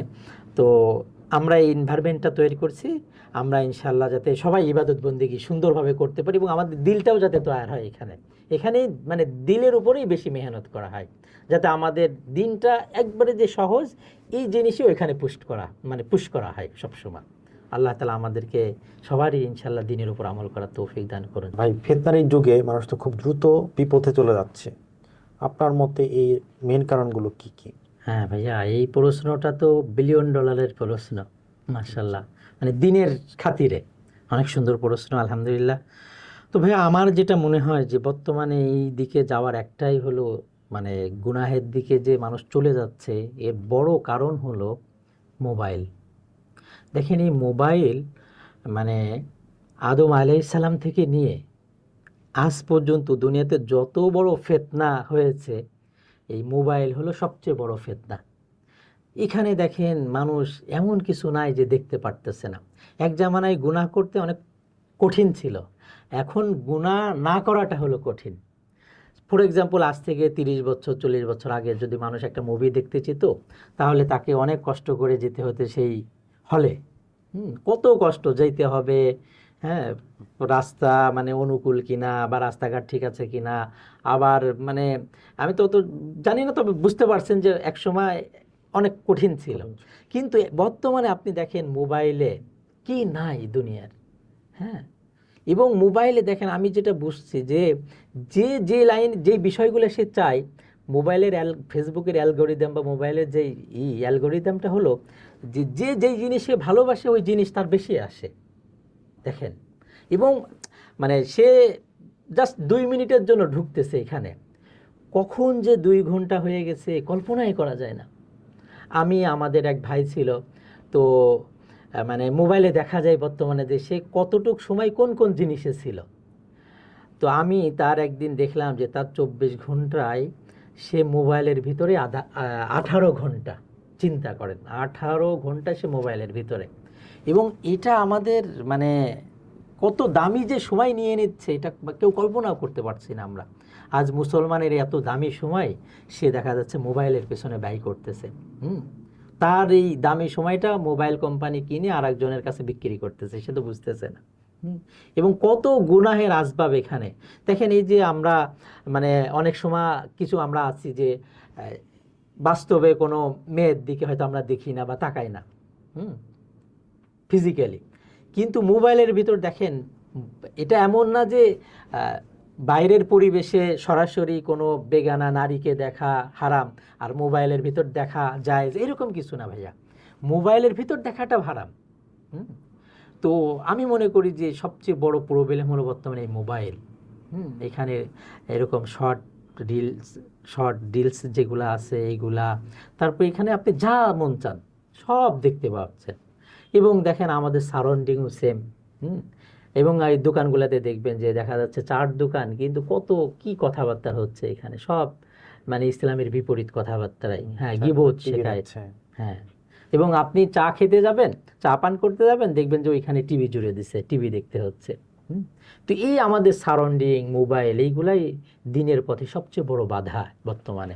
তো আল্লাহ তাআলা আমাদেরকে এই থেকে, এই ফিতনা থেকে বাঁচিয়ে দেন। তো ইলমি স্টাডিজ, যাতে আমরা এই বড় মানে এই সব ফিতনা থেকে বেঁচে যেতে পারি, এগুলো নিয়ে কাজ করতেছে আলহামদুলিল্লাহ। তো সাদ ভাই, অনেকেই হেদায়েত প্রাপ্ত হয়, তারা হয়তো ইসলাম প্র্যাকটিস করে, আবার দেখা যায় তারা বিপথে চলে যায়। তো এরকম যারা আছে, তারা যদি আবার শুরু করতে চায়, তাহলে তারা কিভাবে শুরু করতে পারে?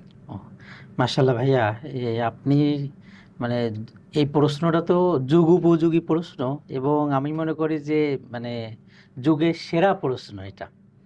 দেখেন, আমি আমার জীবনের অভিজ্ঞতা থেকেই বলি, অনেক ভাইদেরকে আমি এমনভাবে তাদের উপর মেহনত করে অনেক দিনের পর দিন, মাসের পর মাস মেহনত করেছি। তো দেখা যাচ্ছে যে অনেক যুবক ভাইদেরকে আমি দিনের পথে নিয়ে আসার জন্য অনেক মেহনত, অনেক মানে এমনও হয়েছে যে তাকে আমি কথা বলা শুরু করছি আখেরাতের কথা, দিনের কথা, ঘন্টার পর ঘন্টা। তো হয় কি, আখেরাত তো ভাইয়া এমন জিনিস, এটা তো আসবেই আমাদের সামনে। হুম যেমন হাদিসে পাকের ভিতর আছে যে যখন বৎকার তাকে কবরে রাখা হবে, তো কবর এত জোরে চাপ দেবে, এক পাঁজরের হাড়টি আর এক পাঁজরের ভিতর ঢুকে যাবে, আমরা তো এতটুকু জানি। কিন্তু এই যে এক পাঁজরের হাড় আর এক পাঁজরের ভিতর ঢুকে গেল, এই অবস্থায় কবর তাকে ছেড়ে দেবে না, এই অবস্থায় কিয়ামত কায়েম হওয়ার আগ পর্যন্ত ধরে রাখবে। তাহলে আপনি একটু চিন্তা করেন, আমি নিঃশ্বাসও তো নিতে পারবো না। কি পরিমাণ কষ্ট! আমার একবার মনে আছে যে একবার ওই ঈদের দিনে আমার এক পরিচিত ভাই, তো উনি ওই ঈদের দিনে বন্ধুর সাথে কোলাকুলি করতে গেছে। তো কোলাকুলি করার কারণে একটু নিজের বন্ধু একটু দুষ্টামি করে চাপ দিছে, বন্ধু যাতে মজা পায়, এই মজা পাওয়ার জন্য চাপ দিছে। তো আমার ওই ভাই সে বলতেছে যে ভাই, বন্ধু একটু আমি মজা পাই এর জন্য চাপ দিছে, এই চাপটা দেখা গেছে ওই সময় এরকম বুঝে আসে নাই, তো বিকালের দিক ব্যথা শুরু হয়ে গেছে, এমন ব্যথা। সে আমাকে বলছে, হুজুর রাত যখন হয়েছে এমন ব্যথা শুরু হয়েছে, আমি নিঃশ্বাস নিতে পারছি না। তো উনি বলতেছে, আমার এই ব্যথাতে পরে আমি পুরা 2 দিন অজ্ঞান অবস্থায় ছিলাম। তো আমি যেটা বলতেছি যে দেখেন, কবর এরকম জিনিস, বন্ধু একটু মজা পায়, সামান্য চাপ দিছে, তাই পরবর্তীতে সে 2 দিন বেহুশ। কিন্তু কবর যে চাপ দেবে আমাকে আপনাকে, চাপ দেওয়া অবস্থায় আগুন জ্বলবে, সাপ কাটবে। তো যখন এই কবরের এই অবস্থাগুলো যখন মানুষের সামনে তুলে ধরতাম, দিনের অবস্থাগুলো যখন মানুষের সামনে তুলে ধরতাম, যেরকম আমাদের তো দুনিয়ার জীবনই শেষ না, দুনিয়া তো মানে একজন মানুষের, সে মানে জন্মগ্রহণ করলো, তার কোনো ধ্বংস নাই। আমরা এই আসমান দেখতেছি, আল্লাহ তাআলা আসমানের ব্যাপারে বলছেন এই কথা, ইদাস সামাউন ফাতারাত ওয়া ইদাল কাওয়াকিবু তাসারাত। এই তারকা দেখতেছি, এই আসমান তারকা একদিন সব খুশি খুশি পড়ে যাবে। অর্থাৎ এগুলো আল্লাহ তাআলা মানে মানুষ আর জিন জাতি ছাড়া যা কিছু বানিয়েছেন, আসমান জমিন যা কিছু, এই সব কিছুকে ধ্বংস করে দেওয়ার জন্য বানিয়েছেন। আর আল্লাহ তাআলা মানুষ আর জিন জাতিকে বানিয়েছেন চিরকাল বাকি রাখবেন, মানুষের কোনো ধ্বংস নাই। তো মানুষের যেহেতু ধ্বংস নাই, তার তো শুধু মানে সে কি করবে, স্থানান্তরিত হবে, স্থানান্তরিত অর্থাৎ দুনিয়াতে ছিল, এরপরে আখেরাতে। আর দুনিয়াতে কতটুকু ছিল, আমরা তো মনে করি বিশাল একটা লম্বা সময়। দেখেন, আখেরাতের তুলনায় দুনিয়ার জিন্দেগি এত নগণ্য, এত এত সংক্ষিপ্ত, এত ছোট। কিতাবে আসছে যে মানে সমুদ্রের ভিতরে যদি আমি একটু আঙ্গুলটা ডুবাই সামান্য, তো আঙ্গুলের মাথায় তো পানি উঠছে, কিছু হলেও তো উঠছে, সমুদ্র থেকে কিছু হলেও তো কমছে। তা বলে যে দুনিয়া মানে আখেরাতের জিন্দেগি দুনিয়ার তুলনায় এত লম্বা। অর্থাৎ দুনিয়ার জীবন হলো যে যে আঙ্গুল ডুবানোর পরে সামান্য যে পানি উঠছে, হলো দুনিয়ার জীবন। আর এই পুরা সমুদ্র হলো আখেরাতের জীবন। ইমাম গাজ্জালী রহমতুল্লাহ আলাইহি বলেন যে এই দুনিয়াতে যদি পুরা দুনিয়া যত খালি জায়গা আছে সরিষার দানা দিয়ে ভরে দেওয়া হয়, আর 1000 বছর পর পর একটা কবুতর একটা দানা নেবে। দেখেন, পুরা দুনিয়া সরিষার দানা দিয়ে ভরা, 1000 বছর পর পর একটা কবুতরের মানে একটা কবুতর একটা দানা নিয়ে যাবে 1000 বছর পর পর। ইমাম গাজ্জালী রহমতুল্লাহ আলাইহি বলেন যে একদিন না একদিন এই দানা শেষ হয়ে যাবে, কিন্তু আমার আপনার সামনে যে কবর, হাসর, ফুলসরাত এবং স্থায়ী ঠিকানা হয়তো জান্নাত না হয় জাহান্নাম, বলে আমার আপনার সামনে এমন বড় জিন্দেগি যে জিন্দেগি শেষ হবে না। তো যখন এইভাবে যুবক ভাইদেরকে বুঝাইতাম, মাশাআল্লাহ তাদের দিল নরম হতো, তো তারা দেখা যেত মাশাআল্লাহ দিনের পথে আমল করা শুরু করে দিত। দেখা যেত যে আমি আবার পড়াশোনার জন্য চলে গেছি, দেশে হোক বাইরে, তো পরে খবর নিয়ে দেখি যে আবার ওই সারাউন্ডিংয়ের কারণে, পরিবেশের কারণে সে আবার আস্তে আস্তে, হ্যাঁ, ওই যে আছে না যে মানে আমাদের এক স্যার খুব সুন্দর করে বলে যে আপনি যেই 5 জনের সাথে চলবেন, যাদের সাথে উঠা বসা করবেন, আপনি 6ষ্ঠ জন আপনি হবেন। মানে স্যার সুন্দর করে বলে যে আপনি 5 জন বিবাহিত লোকজনের সাথে চলাফেরা করলে 6ষ্ঠ নাম্বার বিবাহিত আপনি হবেন। হ্যাঁ, তার মানে যে মানুষ তার বন্ধুদের ধর্মের অনুসারী। তো তদ্রূপভাবে এই যে আবার তারা পরিবেশ না পাওয়ার কারণে দেখা যাচ্ছে আবার বিপথে চলে গেছে, তখন আমি আবার দেখা গেছে আবার তাদের উপর মেহনত করে করে আবার দিনের পথে নিয়ে আসছি। তো সবচেয়ে বড় বিষয় ভাইয়া যে আমাদের দিনের পথে চলার জন্য একটা পরিবেশ লাগে। পরিবেশ না পেলে দেখা যাচ্ছে দিনের উপর থাকা খুবই কঠিন, সম্ভব হয় না। তো এর জন্য ভাইয়া আমি তো মাশাআল্লাহ আমি নিজেকে খুব প্রাউড ফিল করি, সেটা হলো যে আমরা ইলম স্টাডিজ এই জিনিসটাই করছি, যে একটা প্র্যাকটিসিং মুসলিম কমিউনিটি আমরা তৈরি করছি, যাতে এখানে মাশাআল্লাহ সবাই ইসলাম প্র্যাকটিস করে। আলহামদুলিল্লাহ আমি আমার পুরো সকাল থেকে সন্ধ্যা, সন্ধ্যা থেকে সকাল কিভাবে কাটাবো, এখানে আমরা সবাই মানে এই গাইডলাইনটা দেওয়া আছে। আমি সকালে উঠছি, তাহলে আমি নামাজ পড়ি, নামাজ পড়ার পরে যদি আমি একটু কোরআন পড়ি, এক তো আছে যে ফজরের নামাজ যে পড়ে সে আল্লাহর জিম্মায় চলে যায়। আর এক হাদিসে আছে আল্লাহ তাআলা হাদিসে কুদসির ভিতরে বলেন, এ ইবনে আদম, এ বনি আদম, তুমি যদি দিনের শুরুতে 4 রাকাত নামাজ অর্থাৎ 2 রাকাত নামাজ পড়ো, তাহলে আমি সারা দিন তোমার জন্য যথেষ্ট। অর্থাৎ ইশরাকের নামাজ, ফজরের পরে মনে করেন সূর্যোদয়ের কিছু সময় পরে, ধরেন যে 15-20 মিনিট পরেই এই নামাজ পড়তে পারি আমরা, ইশরাকের নামাজ। তো 2 রাকাত নামাজ পড়লে আল্লাহ তাআলা সারা দিনের যাবতীয় জরুরতকে পুরা করে দেন। তো 2 রাকাত কি খুব বেশি বলেন? মানুষ সারা দিন মাঠে কাজ করে, সারা দিন কলকারখানাতে চাকরি করে, কত কষ্ট করে, সেই তুলনায় যদি আমি 2 রাকাত পড়ে দিতে পারি, আল্লাহ তাআলা সারা দিনের জরুরত আমাকে পুরা করে দেবে। আর 2 রাকাত পড়লে তো একটা ওমরা হজের সওয়াব আমি পাবো। তো এই যে এইখানে এই ভালো জিনিসগুলোর চর্চা হয়, এলেমের চর্চা করা হয়। আমার একটা সমস্যা হয়ে গেছে, তাহলে আমি এই সমাধান ইলম স্টাডিজে যদি আপনি নক করা হয়, তো সাথে সাথে এটা আমি জেনে যেতে পারবো। তো মোট কথা আমরা এই কমিউনিটিটা বিল্ড করছি, একটা পরিবেশ তৈরি করছি আলহামদুলিল্লাহ, এখানে আমরা যাতে কীভাবে ভালো থাকতে পারি। আপনি ভাইয়া, আমি নিজেকে আসলে এটা গর্ব না, আমি নিজেই যেটা আমি করতেছি একটা ভালো পরিবেশে থাকার জন্য মোটামুটি আমার প্রায় 7-8 হাজার টাকা মাসে খরচ হয়, আমি খরচ করি। কেন? যে আমি যাতে একটা ভালো পরিবেশে থাকতে পারি, আমি এখনও এটা করি। কেন? যে দেখেন, আমি যদি আজ এই লার্নিং নেওয়া বন্ধ করে দিই, তাহলে আমি যে অবস্থানে আছি এই অবস্থান ধরে রাখতে পারবো না। আমি লার্নিং নেওয়া বন্ধ করলে তার মানে আমি পিছাইলাম। মানুষ এক জায়গা থাকতে পারে না, হয় সে আগাবে নাই পিছাবে। যদি আমি লার্নিং না নিই, দিনই লার্নিং এবং যা আছে অন্যান্য লার্নিং, তাহলে আমি প্রতিদিন পিছাইতে থাকবো, এমন একটা অবস্থা হবে এক সময় যে আমি মানে আমার অস্তিত্বই থাকবে না। এর জন্য আমাদের সবসময় লার্নিং মোডে থাকতে হবে, দিনই লার্নিং এবং অন্য বিষয়গুলো আছে, তাহলে আমার ইনশাল্লাহ প্রতিদিন তারাক্কি হবে। তো আমরা ইলম স্টাডিজ এই তারাক্কির জন্যই সবসময় মোটামুটি কাজ করি। আচ্ছা, আমার ব্যক্তিগত উপলব্ধি হচ্ছে যে আসলে আমরা ইসলাম থেকে পিছিয়ে যাওয়ার একটা মূল কারণ হচ্ছে আমাদের জ্ঞানের অভাব। আমরা আসলে ইসলামিক জ্ঞানটা ওইভাবে নেই না, দেখি হচ্ছে আমরা ইসলাম থেকে পিছিয়ে আসছি।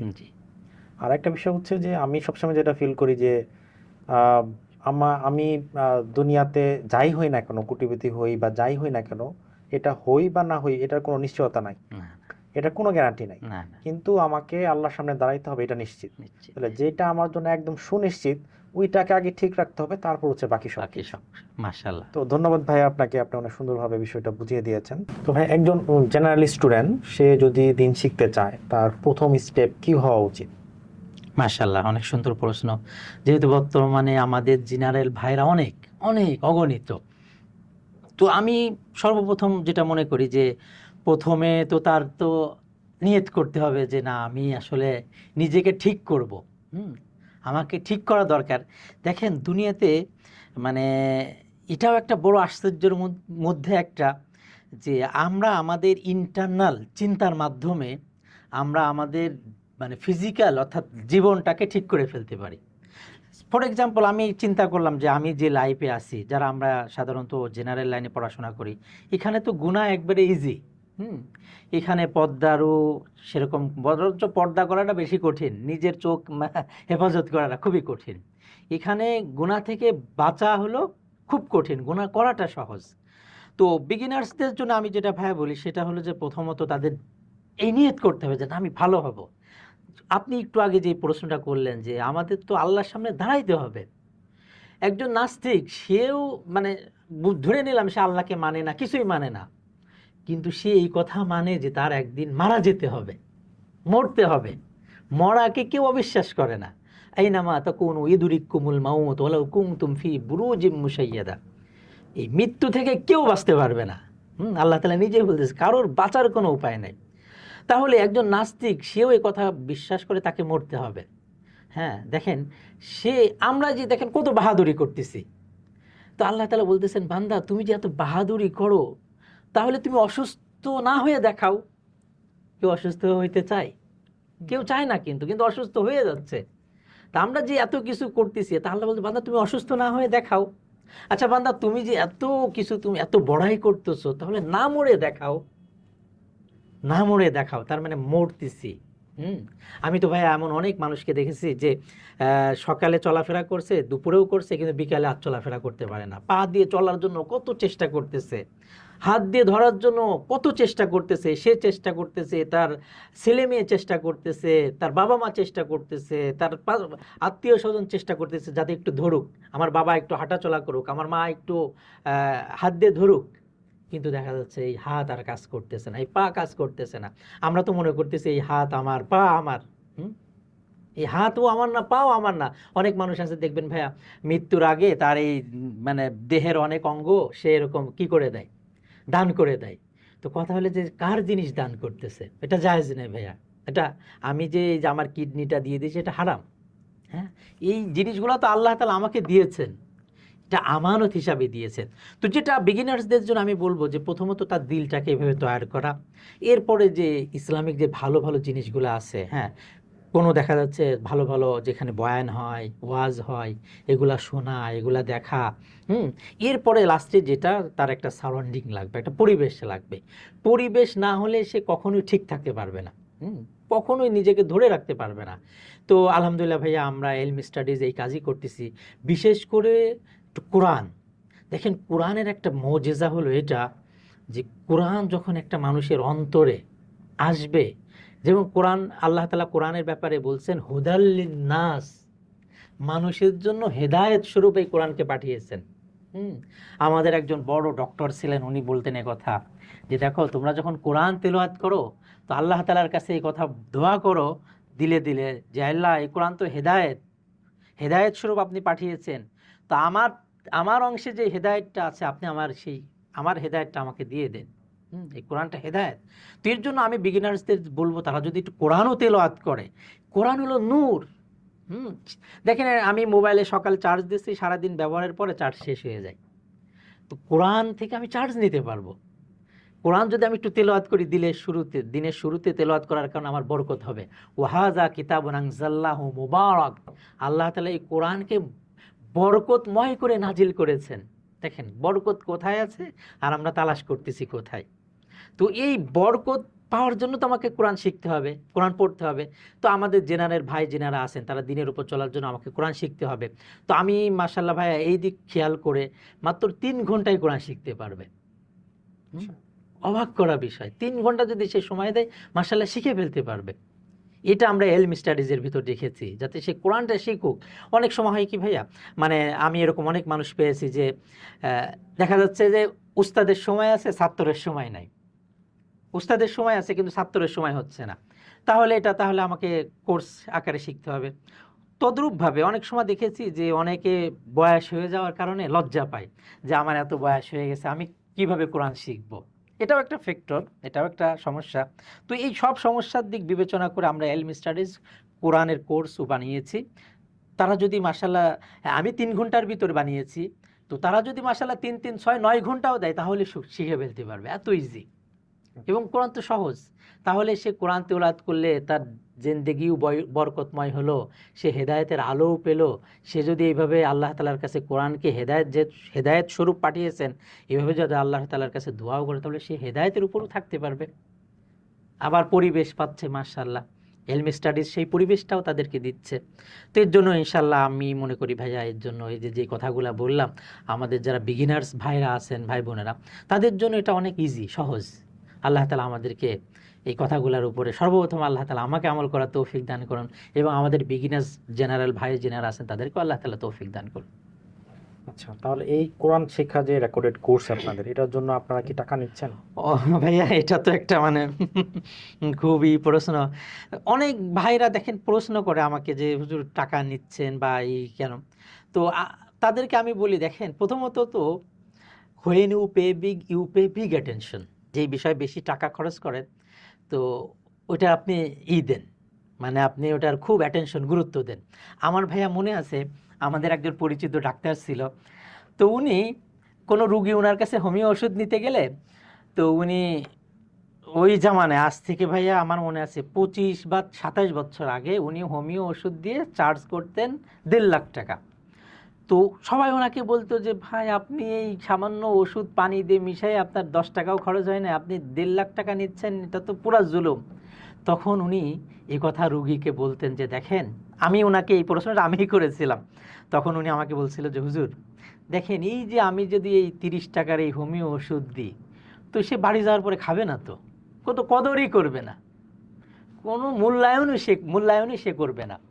তো আমি এই যে 1.5 লাখ টাকা নিচ্ছি, এবং আমি বলে দিছি আমার এই ওষুধ রাত 1:30, মানে 1:30 30 সেকেন্ডের সময় খাইতে হবে, যদি একটু এলোমেলো করেন কাজ হবে না কিন্তু। তো সে কী হতো, মানুষ এই টাকার মহব্বত তো সবার আছে, এই টাকার মহব্বতে সে উঠে খাইতো, আল্লাহর মেহরবানি ভালো হতো, এত বেশি সে মানে ওই 1.5 লাখ টাকা নেওয়ার কারণে গুরুত্ব দিত। তো কোরআনের ব্যাপার আসলে ভাইয়া, এটা তো আমি একটা হলো যে টাকা এত সীমিত রেখেছি, মানে সামান্যই। দেখেন অনেক ভাইদের আপনি দেখবেন যে এই যে আমাদের মাশাআল্লাহ বাংলাদেশে মক্তব চালু আছে ফ্রি, কিন্তু দেখেন সে কিন্তু পড়ে না, পড়তে কোনোদিন যায়ও নাই, শেখেই নাই। ফ্রি জিনিস তো ওইখানেও দিয়েছিল, মূল্যায়ন আমরা করি না, ফ্রি জিনিসের মূল্যায়ন করি না। তো এর জন্য আমি সামান্য কিছুই রেখেছি, যাতে একটু তার দরদ হয়। আর এটা দেখেন, আমি এই চালাইতে, এই এলমি স্টাডিজের এই ফাউন্ডেশনটা চালাইতে আসলে আমার এর চেয়ে বেশি টাকা খরচ হয়ে যায়। তো জাস্ট যার কারণে আমি সীমিত একটু রেখেছি। তারপরেও যদি ভাইয়া কেউ যদি টাকা পয়সা মানে পারে না, যদি তার এই সামান্য টাকা যদি তার কাছে মানে সে না দিতে পারে, তাহলে আমরা তার জন্য ফ্রি অ্যাক্সেস দিয়ে দিই। আচ্ছা, মাশাআল্লাহ। তারপরেও শিখুক। ভাই ধরেন কেউ এই দিনের বিষয়গুলো সে জানে না, দিনের বেসিক বিষয়গুলো তার জানা নেই, সে মারা গেল, এই বিষয়টা তার জন্য কতটা ভয়াবহ হতে পারে? ওহো ভাইয়া, কি বলবো আপনাকে। দেখেন, দুনিয়াতে সাপোজ একটা জিনিস আমি ভুল করলাম, তো এই ভুল করার কারণে আমার কিন্তু কারেকশনের সুযোগ থাকে। হ্যাঁ, আমি একটা জিনিস মানে ভুল করেছি বা নষ্ট হয়ে গেছে, এটা কিন্তু কারেকশনের জন্য একটা সময় থাকে, বা সময় দেওয়া হয়, বা আমরা ঠিক করার সুযোগ আছে, এক কথায় কারেকশন করার সুযোগ আছে। কিন্তু দেখেন ভাইয়া, আমার আপনার সামনে যে জীবন আসতে, অর্থাৎ আমি যে ইমান আমল ছাড়া যদি কবরে যাই, কিতাবে আছে যে যারা জাহান্নামী, তারা আল্লাহ তাআলার কাছে লাখো কোটি বার কানবে। মানে কিতাবে যেটা আছে যে জাহান্নামীরা যে ইমান আমল ছাড়া কবরে গেল, সে জাহান্নামের ভিতর কানতে কানতে পানি শেষ হয়ে যাবে, এরপরে রক্তের কান্না কানবে, রক্তের কান্না কান্না করবে আর চিৎকার করতে থাকবে, আল্লাহ ভুল হয়ে গেছে, একবার দুনিয়াতে আপনি পাঠান, আল্লাহ মাফ করে দেন, আল্লাহ আমাকে একটু আপনি সুযোগ দেন। তো আল্লাহ তাআলা 70,000 বছর পরে জাহান্নামীদের সাথে কথা বলবেন, এবং সর্বশেষ জাহান্নামীদের সাথে যে কথা হবে, আল্লাহ তাআলা বলবেন উসকুত, এই চুপ থাকো, ইসবিরু আও লা তাসবিরু সাওয়াউন আলাইকুম ইন্নামা তুজজাউনা মা কুনতুম তা'মালুন। আল্লাহ তাআলা যারা ঈমান আমল ছাড়া কবরে গেছে তাদের ব্যাপারে বলবেন, এই চুপ, খামোশ, বলে শোনো, এই জাহান্নামে তুমি চিল্লাচিল্লি করো, সবর করো বা না করো, কান্নাকাটি করো বা না করো, কোনো আসে যায় না, কোনো আসে যায় না। তুমি আজ যে শাস্তি ভোগ করতেছো, এটা তোমার হাতের কামাই, এটা আমাদের হাতের কামাই। তো এর জন্য ভাইয়া আমরা যারা এখন জীবিত আছি এই সুযোগটা আমাদের আছে, কাল হয়তো আমাদের নাও থাকতে পারে। এর জন্য বান্দা যখন তওবা করে ফিরে আসে যে আল্লাহ ভুল হয়ে গেছে মাফ করে দেন, এই যে আল্লাহ তাআলার কাছে শুধু সে যদি মুখ দিয়ে নাও বলে, দিলে দিলে বলে, মুখ দিয়ে বলার দরকার নেই, দিলে দিলেও যদি এই কথা বলে আল্লাহ ভুল হয়ে গেছে মাফ করে দেন, তাহলে আল্লাহ মাফ করে দিবেন, মাফ করে দিবেন। তো এর জন্য ভাইয়া আমি সবাইকে বলি যে আমরা যারা এই পডকাস্টটা শুনবো সবার কাছে আমার নসিহা থাকবে, যা হয়ে গেছে পূর্বে হয়ে গেছে, এরপর আল্লাহ তাআলার কাছে এখন মাপ চাই, আল্লাহ মাফ করে দিবেন। কিন্তু কালকে তো মাপ চাওয়ার সুযোগ নেই, কালকে মাপ চাবো কিন্তু সেটার রেজাল্ট আসবে না। ফর এক্সাম্পল দুনিয়াতেই তো আমরা দেখি পরীক্ষা, যদি আমি পরীক্ষায় ঠিকমতো ভালো মতো না লিখতে পারি, অ্যান্সার ঠিকমতো না দিতে পারি, তাহলে ওটাকে আমার কারেকশনের সুযোগ আছে? এটা তো দুনিয়াতেই নাই, তা আখেরাত তো দূর কি বাদ, আখেরাত তো প্রশ্নই আসে না। তো এর জন্য আমরা যারা দুনিয়াতে আছি এখনই আমাদের ঠিক করার সময়, এখনই ঈমান আমল ঠিক করার মৌকা, কালকে আর মিলবে না। তো এর জন্য আমার ভাইদের কাছে সবার কাছে বিনীত আবেদন যে আমরা সবাই যাতে ইনশাআল্লাহ আল্লাহ তাআলার কাছে তওবা করে ফিরে আসি। এখনই তওবা করলে এখনই সব গুনাহ মাফ, পিছের আল্লাহ তাআলা নতুন জীবন দিয়ে দিবেন। কত সুন্দর। ঠিক আছে, তাহলে আপনি কি আপনার জীবনে এমন কোনো ঘটনা দেখেছেন যেটা আপনাকে ভিতর থেকে নাড়া দিয়েছে? ওহো ভাইয়া, এই সব ঘটনা তো জীবনে অনেক দেখেছি, অনেক নিজে চোখে দেখেছি এবং শুনেছি। কিছুদিন আগে এক সৌদি আরব আমাদের এক পরিচিত ভাই, উনি গল্প শোনাচ্ছেন যে হুজুর আমি যে তেলের পাম্পে চাকরি করি, ওই তেলের পাম্প থেকে সামান্য পাশে খুব স্পিডে গাড়ি চালাইতেছিল। তো গাড়ি চালাইতে চালাইতে মানে এমনভাবে অ্যাক্সিডেন্ট হয়েছে যে উনি বলতেছেন যে হুজুর দুই বন্ধু গাড়ি চালাইতেছিল, এক বন্ধু জায়গায় মারা গেছেন, শেষ, আর এক বন্ধু মোটামুটি বেঁচে আছে। তো উনি আমাদের ওই বাঙালি ভাই বলতেছে এই অ্যাক্সিডেন্ট দেখে আমি তাড়াতাড়ি দৌড়াই গেছি, ওনাদেরকে উঠাইছি, উঠায়ে দেখি একজন মারা গেছে আর একজন জীবিত আছে। তা তো পরে উনি বলে আমি ভাবলাম তাহলে এনাকে হাসপাতালে নিয়ে যাই। তো উনি বলতেছে হাসপাতালে নেওয়া অবস্থায় দেখলাম যে তার মানে মৃত্যুর সে কাছাকাছি। তখন আমি তাকে বললাম ভাই তুমি কালেমা পড়ো লা ইলাহা ইল্লাল্লাহ। তো তখন ওই যুবক কালেমা তো পড়তেছেই না, সে সময় সে গান গাইতেছে। দেখেন, উনি বললেন যে আমি তাকে কালেমা পড়তে বলতেছি আর সে গান গাইতেছে। এটা কেন জানেন? ওই যে দুনিয়াতে সে গান শুনছে, তার সাবকনশাস মাইন্ডে সে গানটাকে মানে আপনার চালু করে ফেলছে। তো ওই যে ওই অবস্থা দেখবেন আমাদেরও অনেক ভাইকে আমি দেখছি, মানে সে মানে বলতেও পারবে না অথচ সে গান গাইতেছে। কেন জানেন? ওই যে সাবকনশাস মাইন্ডে সে এটাকে অ্যাকসেপ্ট করে নিছে।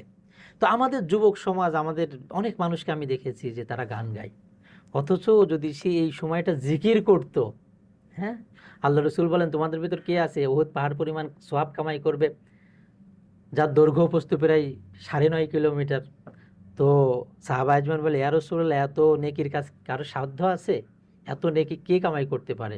আল্লাহ রসুল বললেন সুবহানাল্লাহ আযমু মিন উহুদ। একবার সুবহানাল্লাহ বলা উহুদ পাহাড় থেকে বেশি সওয়াব।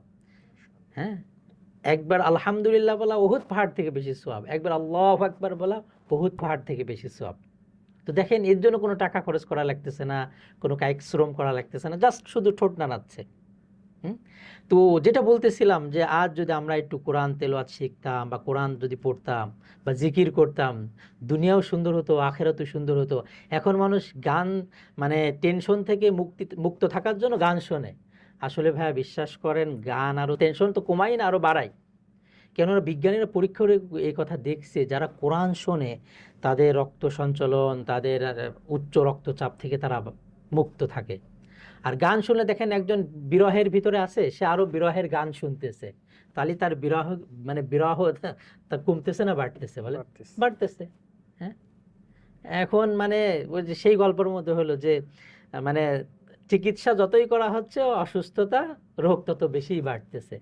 তো দেখেন এই যে আমরা অনেক যুবক ভাইরা আছে গান শুনি, হাদিসের ভিতরে আছে যারা গান শুনবে কাল কিয়ামত মানে তাদেরকে কবরে আযাব হবে গলিত, মানে জাহান্নামে তাদেরকে গলিত সীসা তাদের কানের ভিতর দেওয়া হবে। একটু কল্পনা করি তো, এটা এই মানে আমি কি সহ্য করতে পারবো এই শাস্তি? আর এক হাদিসে আছে আল গিনা ইউমবিতু জিনা ফিল কলব, যারা এরকম গান শোনে তাদের ভিতর নেফাক পয়দা হয়, জিনার দিকে আসক্ত হয় সে। তো এই যে গান শোনার কত তো আমি যেটা বলতেছিলাম যে ওই ভাই সৌদি আরবের, উনি বলতেছেন যে আমি তাকে কালেমা পড়তে বলতেছি আর সে গান গাইতেছে অবচেতন মনে। তাও এর জন্য আমি বলি যে ইনশাল্লাহ সবাই গান না শুনে আমরা কোরআন শুনি, কিছু ওয়াজ নসিহত শুনি, ভালো ভালো জিনিস শুনি বা ভালো জিনিস শিখি। এখন তো মানে শেখা কত সহজ, কমসে কম আমি যে জিনিসটা যেই বিষয়ে আমি কাজ করতে ওই বিষয়ে শিখি। তা না করে আমরা এই যে সময় নষ্ট করতেছি, দুনিয়াও ক্ষতি আখিরাতেও ক্ষতি। তো দেখেন মৃত্যুর সময় সে কালেমা না পড়ে গান গাইতেছে, তার খবরও নাই। তো যে গান গাইতে গাইতে যার মৃত্যু হচ্ছে তার অবস্থা কি হবে বলেন? তার ঠিকানা কি জান্নাত আশা করা যেতে পারে? যেহেতু হাদিসে আছে ইন্নামাল আমালু বিল খাওয়াতিম, শেষ ভালো যার সব ভালো তার। আল্লাহ তাআলা আমাদের হেফাজত করে। তাহলে ভাই আমাদের ডেইলি লাইফে কোন কোন হ্যাবিটগুলো আমাদেরকে দিনের দিকে ফিরিয়ে নিয়ে আসতে পারে? মাশাআল্লাহ ভাইয়া, প্রথমত তো আপনি যে প্রশ্নটা করেছেন এই প্রশ্নর আমলকারী যাতে সর্বপ্রথম আল্লাহ তাআলা আমাকে বানান, আমাদের সবাইকে এই প্রশ্নের আমলকারী বানায় দেন। তো আমি যেটা ভাবি যে ভাইয়া দেখেন, আমরা যদি যখন ঘুমাই, বান্দা যখন ঘুমায়, তো ঘুমের পূর্বে আল্লাহ রসুল কিছু দোয়া পড়তেন। হ্যাঁ, এই দোয়াগুলো আমরা ইনশাল্লাহ সামনে আলোচনা করব। এই দোয়া পড়ে যদি ঘুমায় তো ঘুমটাও আমার ইবাদত হলো। হাদিসে পাকের ভিতর তো আছে, দেখেন যে ব্যক্তি ঈশান নামাজ পড়ে ঘুমালো সে অর্ধরাত ইবাদতের ভিতর থাকলো, আর যে ব্যক্তি ফজরের নামাজ পড়লো সে যেন পুরা রাত ইবাদতের ভিতর কাটালো। তো আমরা মোটামুটি যদি ঈশান নামাজটা পড়ে তাড়াতাড়ি ঘুমায়ে পড়ি, তাড়াতাড়ি ঘুমায়ে পড়লে কী হবে জানেন? আমরা শেষ রাত্রে তাড়াতাড়ি উঠতে পারবো, 2 রাকাত তাহাজ্জুদ পড়তে পারি। হাদিসে পাকের ভিতর আছে তাহাজ্জুদের 2 রাকাত নামাজ খয়রুম মিনাদ দুনিয়া ওয়া মা ফিহা, দুনিয়া এবং দুনিয়ার ভিতর যা কিছু আছে এর থেকে উত্তম। তাহাজ্জুদ পড়নেওয়ালাদের চেহারায় নূর ভাসে। এবং দেখেন আজ আমরা এই শরীরে বা চেহারার পেছনে কত কিছু খরচ করতেছি, কত টাকা পয়সা, সোনো ক্রিম, যে কেন যে শরীরটা যাতে মানে চেহারাটা ভালো থাকে, সুন্দর থাকে। কিন্তু দেখা যাচ্ছে যে মানে একজন বলতেছে হুজুর আমি প্রায় বছরে লাখ টাকা এই স্কিনের পেছনে ব্যয় করি যাতে আমি যুবক থাকি। তো আমি বললাম আচ্ছা খরচ করে ফলাফল কী পেলেন? তো বলে হুজুর আমার স্ত্রী আছে, সে বলে আমি বৃদ্ধ হয়ে গেছি। তো আমি তো ফলাফল কি তাহলে এই পেলেন? তো এই দেখেন এটার জন্য কত কিছু আমরা। তো আমি যদি তাহাজ্জুদ পড়ি তাহলে তো আমার চেহারা নুরানি থাকবে। এমনকি তাহাজ্জুদ যারা পড়ে আল্লাহ তাআলা তাদের একটা আলাদা স্পেশাল নূর তাদেরকে দেন। ওই নূরের বরকতে, ওই নূরের কারণে সে অনেক গুনাহ থেকে বাঁচতে পারে। এবং হাদিসে যেটা আছে আল্লাহ তাআলা শেষ রাত্রে বান্দাকে ডাকতে থাকে। দেখেন আমাকে যদি আমার এলাকার চেয়ারম্যান সাহেবও ডাক দেয়, আমি কি তার ডাকে সাড়া না দিয়ে থাকতে পারবো? তো আল্লাহ তাআলা আহকামুল হাকিমিন, হ্যাঁ, বাদশার বাদশাহ আল্লাহ তাআলা শেষ রাত্রে ডাকতে থাকেন আর আমরা ঘুমাইতে থাকি। আল্লাহ বলেন আই এই কে আছে মাইয়াদুনি ফাস্তাজিব লাহ, আরে কি আছে আমার কাছে চাবে, আমি তার মানে তার দোয়াকে কবুল করব। কি আছে অসুস্থ, আমি আমার কাছে দোয়া করুক আমি তাকে সুস্থ করে দেব। কি আছে অভাবগ্রস্ত, আমার কাছে দোয়া করুক আমি তার অভাবকে দূর করে দেব। আল্লাহ তাআলা ডাকতে থাকেন আর আমরা ঘুমায়ে থাকি। এর জন্য যদি আমি তাড়াতাড়ি ঘুমায়ে পড়ি, যদি তাড়াতাড়ি উঠি, তাহাজ্জুদের সময় উঠে আমি 2 রাকাত হোক 4 রাকাত হোক একটু পড়ে আল্লাহ তাআলার কাছে দোয়া করলাম যে আল্লাহ আপনি আমাকে এই সমস্যা দূর করে দেন, তো আল্লাহ তাআলা মানে সমস্যার সমাধানের জন্য প্রথম আসমানে আসেন, আল্লাহ দেওয়ার জন্য আসেন। দেখেন আমাকে যদি কেউ এই কথা বলে যে ভাই আমি একটা সমস্যায় তার কাছে গেছি, মনে করেন আমি আপনার কাছে গেলাম যে ভাইয়া আমি একটা সমস্যায় পড়ছি, আমাকে 5 লাখ টাকা দিন। আপনি যদি বলেন যে ভাই আপনি আগামীকাল রাত 3:30টার সময় আসেন, তো আপনি বলেন আমি কি না যেয়ে থাকতে পারবো? আপনি যেহেতু ওয়াদা করছেন যে আগামীকাল রাত 3:30টার সময় আসেন, আমি আপনাকে টাকা দেব। তো দেখেন আল্লাহ তাআলা, আপনি তো হয়তো আমাকে করজোর দিবেন, কিন্তু আল্লাহ তাআলা তো ফ্রি দেওয়ার জন্য বসে আছে, কিন্তু আমরা নিচ্ছি না, নেওয়ার জন্য উঠতেছি না। এর জন্য আমি একটু তাহাজ্জুদ পড়লাম। তাহাজ্জুদ পড়ে আমি একটু যদি হাদিসে মানে কিতাবে আছে যে তাহাজ্জুদের ওয়াক্তের সময় যদি কোরআন দেখে পড়া যায়, তাহাজ্জুদের ওয়াক্তের সময় কোরআন যদি কোনো বান্দা দেখে দেখে পড়ে, বলে যে এই কোরআন যে দেখে পড়লো তার ভিতরে এমন নূর পয়দা হবে। আমাদের একজন বড় আলেম ছিলেন উপমহাদেশে, হযরত মাওলানা ইলিয়াস সাহেব রহমতুল্লাহ আলাইহি, বহুত বড় আলেম ছিলেন, বিখ্যাত আলেম ছিলেন। তো উনি বলেন যে আমি তাহাজ্জুদের সময় কোরআন তেলাওয়াতে যেই নূর পেয়েছি অন্য কোনো আমলে এত নূর পাই নাই। তো আমি তাহাজ্জুদের সময় নামাজও পড়লাম, একটু ইস্তেগফার করলাম, ওয়াবিল আসহারি হুম ইস্তাগফিরুন, তাহাজ্জুদের সময় আল্লাহ ইস্তেগফারের একটা আসছে কিতাবে, আমি ইস্তেগফারও এই সময় কিছু করলাম। ইস্তেগফার পড়ার পর আমি ফজরের নামাজ পড়লাম, নামাজটা পড়ে আমি এরকম কিছু জিকির আজকার কোরআন তেলাওয়াত করে আমি আমার কাজ শুরু করে দিলাম। দেখেন আমাদের মুসলমানদের বর্তমানে কি সবাই ফজরের পরে ঘুমায়, অথচ ফজরের পরে আমাদের এক হুজুর ছিলেন, এটা হাদিস না, তবে হাদিসের আলোকের কথা এটা, নাওমুস সুবাহা ইয়ামনাউর রিজক, যারা সকালে ঘুমাবে তাদের রিজিকের ভিতর তাঙ্গিয়ে আসবে। আর ফজরের পরে আল্লাহ তাআলা এই উম্মতের ফজরকে বরকতময় করেছেন, আর আমরা ঘুমায়ে থাকি। আমি ভাইয়া বিভিন্ন দেশে দেখেছি যে অমুসলিমরা দেখি ফজরের পরে ঘুমায় না, তারা ফজরের পরে কাজ শুরু করে দেয়। বিভিন্ন দেশে, আমি প্রায় অনেক দেশেই, কোনো দেশে আমি দেখি না যে অমুসলিমরা তারা ফজরের পরে ঘুমায় থাকে, কাজ শুরু করে দেয়। তো আমি ফজরের থেকেই কাজ শুরু করলাম, পড়াশোনা শুরু করলাম। যারা আমরা পড়াশোনা করি ফজরের সময় পড়লে বরকত হয়। ওই সময় 1 ঘন্টায় আমি যে বরকত পাবো, সারাদিন আমি সেই বরকত পাবো না। তো এইভাবে আমি ফজরের নামাজ পড়ি, একটু তেলাওয়াত করে জিকির করে আমি আমার কাজ করলাম। এরপরে জোহরের নামাজটা পড়লাম, হ্যাঁ, তারপরে আমি আবার আসর পড়লাম, আসর পর একটু জিকির আজকার মাগরিব ইশা পড়ে একটু জিকির করে আমি ঘুমাই। অনেক সময় দেখা যাচ্ছে ইশার পর আমরা ঘুমাইলে ঘুম আসতে চায় না, তো সমস্যা নেই, ওই সময় যদি আমি একটু কোরআন, অনেক সময় মস্ক আছে, কোরআন মস্ক যদি আমি এই নিয়েতে শুনি যে আল্লাহ আমার কোরআনটা আমি ওনার মতো তেলাওয়াত করব, ওই কারি সাহেবের মতো আমি আমার কোরআনটা যাতে, আমার তেলাওয়াতটা যাতে ওনার মতো হয়, এই নিয়েতে যদি কেউ কোরআন শোনে তাহলে সে সওয়াব পাবে। আবার বিভিন্ন ভালো ভালো জিনিস আছেন, ওয়াজ নসিহত আছেন, এগুলাও যদি কেউ দেখা যাচ্ছে ঘুম আসতেছে না, তাহলে কি, তাহলে সে এইগুলা শুনলে দেখবেন যে ঘুম চলে আসবে। দেখা যাচ্ছে যে শয়তানে আপনাকে ঘুম পাড়ায় দেবে, শয়তানেই ঘুম পাড়ায় দেবে। কেন? আপনি নেকির কাজ করলে তো তার বরদাস্ত হবে না।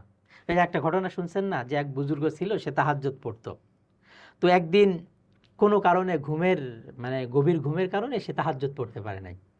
তো যেদিন তাহাজ্জুদ পড়তে পারে নাই, ওই দিন দিনের বেলা সে খুব কান্নাকাটি, আল্লাহ তাআলার কাছে কাকুতি মিনতি খুব কান্নাকাটি করছে যে তাহাজ্জুদটা পড়তে পারলাম না, হ্যাঁ, এত বড় নেকির কাজ করতে পারলাম না। তো পরের দিন সে ভাবছে যে আজকে তাহাজ্জুদ যত কষ্ট হোক তাহাজ্জুদ পড়ব। তো এখন রাতের বেলা যখন ঘুমিয়ে আসে, তাহাজ্জুদের সময় এক লোক ডাকতেছে, হুজুর ওঠেন ওঠেন ওঠেন ওঠেন, তাহাজ্জুদের সময় হয়ে গেছে। তো ওই বুজুর্গ তাকে জড়ায় ধরছে, আচ্ছা আপনি এত নেকির কাজ করলেন, আমাকে তাহাজ্জুদের জন্য ঘুম থেকে জাগিয়ে দিলেন, মাশাআল্লাহ ভাই, গতকাল তাহাজ্জুদ পড়তে পারি নাই, অনেক মনে অনেক ব্যথা, অনেক কষ্ট, আজকে আপনি আমাকে জাগায় দিলেন, আপনি কে, একটু বলেন না ভাই, আপনি এত ভালো মানুষ, কে আপনি? তো বলে না, বলে না। এখন বুজুর্গ খুব জোর জোর জবরদস্তি করতেছে, কে আপনি, একটু বলেন ভাই। তো বলতেছে আমি শয়তান। তো তখন বুজুর্গ বলতে আছে, শয়তান? শয়তান আবার তাহাজ্জুদের জন্য জাগাইতে পারে? তো শয়তান ভালো মতো ধরছে যে তুমি আমাকে তাহাজ্জুদের জন্য কেন ডাকলে, তুমি তো তাহাজ্জুদের জন্য ডাকার কথা না। তো শয়তানকে খুব যখন জোরাজুরি করতেছে, তখন শয়তান বলতেছে, শোনেন হুজুর, গতকাল যে আপনি তাহাজ্জুদ পড়তে পারেন নাই, এই কারণে আল্লাহ তাআলার কাছে কান্নাকাটি অনেক কিছু করছেন, মানে অনেক আরো বেশি নফল নামাজ পড়ছেন, আর আপনি যে তাহাজ্জুদ পড়তে পারেন না, এর জন্য আল্লাহ তাআলার কাছে তওবা ইস্তেগফার কান্নাকাটি অনেক কিছু করছেন। আল্লাহ তাআলা আপনি তাহাজ্জুদ পড়লে যেই সওয়াব, যেই নেকি পেতেন, তাহাজ্জুদ না পড়ে সেই নেকি পাইছেন, তার চেয়ে বেশি নেকি পাইছেন আপনি। তো হুজুর আপনি তো বেশি নেকি পেয়ে গেলে তো আমি বরদাস্ত করতে পারি না, এর জন্য আমি আপনাকে তাহাজ্জুদের জন্য ডাকতেছি।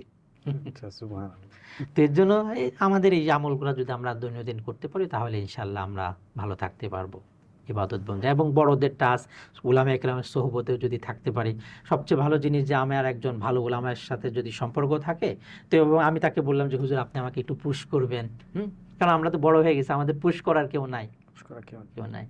তো আমরা এখন নিজেকে নিজে ঠিক করতে হবে।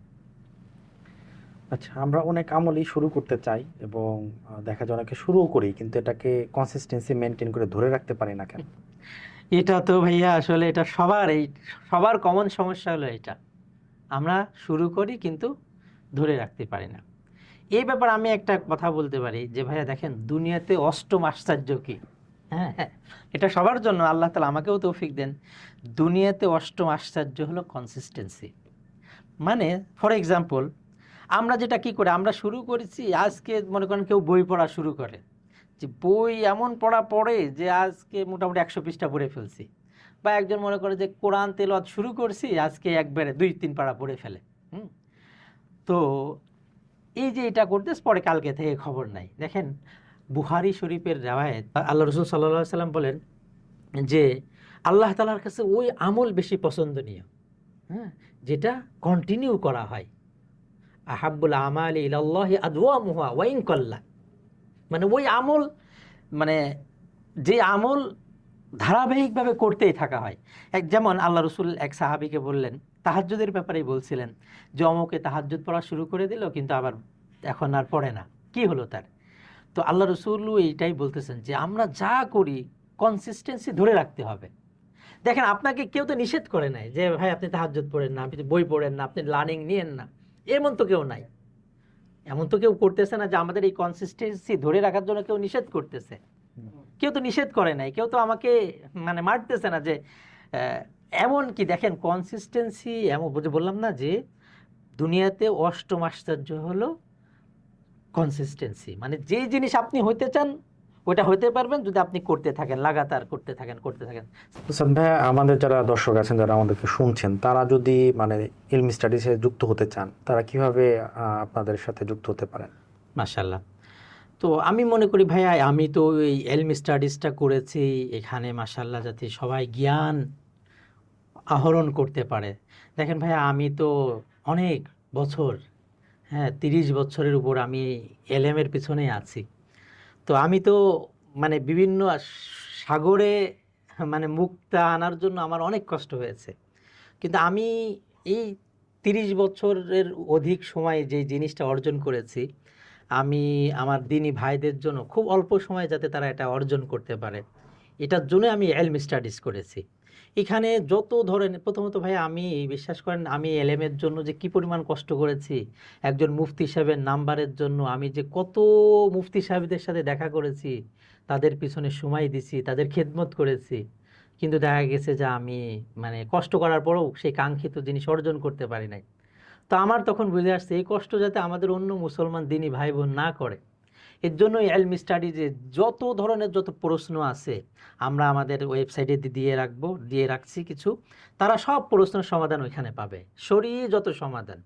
এবং ভাইয়া আমরা যে কমিউনিটিটা করেছি, একজন মানুষ ভালো থাকার জন্য যে একটা কমিউনিটি লাগে, তার পুশ করার জন্য আমরা সুন্দর সুন্দর আমল দিই। হ্যাঁ, তো এই কমিউনিটিতেও যদি কেউ থাকে আলহামদুলিল্লাহ, সেও একটা দিনই কমিউনিটি পেল, তার নিজের দিনের উপর চলার জন্য খুব ইজি হবে। আমরা হোয়াটসঅ্যাপ গ্রুপ করেছে ফিরি, এইখানেও যদি তার কোনো প্রশ্ন আমাদের জানা থাকে, অনেক সরিয়ে সমাধান চাচ্ছে, মানে পাবলিকলি সে হয়তো প্রশ্ন করতে লজ্জা পায়, তো আমরা আমাদের একটা আমাদের মুফতি সাহেবদের একটা 5 জনের একটা টিমই আছে, সে যত ধরনের শরীয় কনসালটেন্সি নিতে চায়, পরামর্শ নিতে চায়, তাদের জন্য সেই সুযোগ আমরা রেখেছি। যে কোনো সময় সে আমাদের নক করতে পারবে। এবং আমাদের মানে দিনী বিষয় জানার জন্য আমাদের কোর্সও আছে, এই কোর্সগুলোও সে যদি ইনশাল্লাহ শিখতে চায়, তার জন্য সেই সুযোগ আছে। এলমি স্টাডিজের ওয়েবসাইটে যে সেইগুলো জানতে পারবে, বুঝতে পারবে।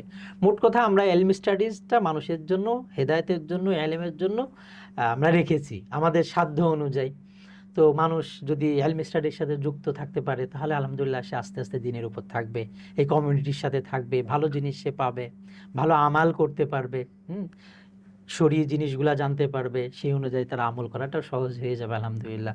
আমাদের মুফতি সাহেবরা আছেন সদা সর্বদা, তারা এই সব সমস্যার সমাধানের জন্যই বসে আছেন, তাহলে সে সেখান থেকে জানতে পারবে আলহামদুলিল্লাহ, কোনো সমস্যা নেই। তাহলে একজন মানুষ হেদায়েত প্রাপ্ত সেটা কিভাবে বুঝবে? মাশাআল্লাহ ভাইয়া, এটা তো মানে হ্যাঁ, আল্লাহ রসুল দেখেন মানে একজন মানুষ যে হেদায়েত প্রাপ্ত তারও আলামত বলেছেন। যদি কারোর জ্বর আসে, তাহলে থার্মোমিটার দিয়ে জ্বর মাপা যায় যে তার জ্বরটা কত, 100, 102, 104 বোঝা যায়, মাপা যায়। তো এটাও আমি যে হেদায়েত প্রাপ্ত, আমি এটা বুঝতে পারবো এইভাবে, যেমন একদিন আল্লাহ রসুল সাল্লাল্লাহু আলাইহি সাল্লাম সাহাবা আজমাইনদের সাথে এই আয়াত তিলাওয়াত করলেন, আফামান শারাহাল্লাহু সাদরাহু লিল ইসলাম ফাহুয়া আলা নূরিম মির রাব্বি। আয়াতের মোটামুটি অর্থ এমন যে আল্লাহ তাআলা ইসলামের জন্য যেই ব্যক্তির বক্ষকে, সিনাকে, বুককে উন্মুক্ত করে দিলেন, সে আল্লাহ তাআলার তরফ থেকে নূর প্রাপ্ত, হেদায়েত প্রাপ্ত। আয়াতের অর্থটা তো মোটামুটি বুঝে আসছে ভাইয়া, সেটা হলো যে আল্লাহ তাআলা যেই ব্যক্তির সিনাকে ইসলামের জন্য উন্মোচন করে দিলেন, মানে শরীহ সদর করে দেন, খুলে দিলেন, সে আল্লাহ তাআলার তরফ থেকে নূর প্রাপ্ত, হেদায়েত প্রাপ্ত। তো আল্লাহ রসুল যখন এই আয়াত তেলাওয়াত করলেন, হযরত আব্দুল্লাহ ইবনে মাসউদ রাদিয়াল্লাহু তাআলা আনহু পাশে বসা ছিলেন। আব্দুল্লাহ ইবনে মাসউদ রাদিয়াল্লাহু তাআলা আনহু আল্লাহ রসুলকে প্রশ্ন করলেন, আল্লাহ রসুল, আপনি যে আয়াত তিলাওয়াত করলেন, তো একজন মানে নূর প্রাপ্ত আমরা কিভাবে বুঝবো? একজন মানুষ যে আল্লাহ তাআলার তরফ থেকে নূর প্রাপ্ত, হেদায়েত প্রাপ্ত, আমরা কিভাবে বুঝবো সে যে আল্লাহ তাআলার তরফ থেকে হেদায়েত প্রাপ্ত হয়েছে? তো আল্লাহ রসুল বললেন যে হেদায়েত প্রাপ্ত লোকদের, মানে সে যে আল্লাহ তাআলার তরফ থেকে নূর প্রাপ্ত, হেদায়েত প্রাপ্ত, এই লোক বোঝার আলামত হলো যখন একটা মানুষের হৃদয়ে, তার সিনার ভিতরে, মানে হেদায়েতের ওই নূর যখন বান্দার দিলে, মানে আল্লাহ রসুল আব্দুল্লাহ ইবনে মাসউদ রাদিয়াল্লাহু আনহু যখন প্রশ্ন করলেন যে হেদায়েতপ্রাপ্ত লোকদের মানে আমরা চিনব কিভাবে, তো আল্লাহ রসুল বললেন যে হেদায়েতের ওই নূর যখন বান্দার দিলে প্রবেশ করে তখন তার দিল প্রশস্ত হয়ে যায়, যার কারণে আল্লাহ তাআলার বিধিবিধানগুলা হৃদয়ঙ্গম করা এবং সেই অনুযায়ী তার আমল করা সহজ হয়ে যায়। বিষয়টা বুঝতে পারছি? মানে হেদায়েতপ্রাপ্ত একটা লোক যে হেদায়েতপ্রাপ্ত, এটা বোঝার আলামত হলো যখন ওই বান্দার দিলে হেদায়েতের নূর যায় তখন তার দিলটা প্রশস্ত হয়ে যায়, যার কারণে মানে আল্লাহ তাআলার বিধিবিধান তার হৃদয়ঙ্গম হয়ে যায় এবং ওই অনুযায়ী তার আমল করাটা খুব সহজ হয়ে যায়।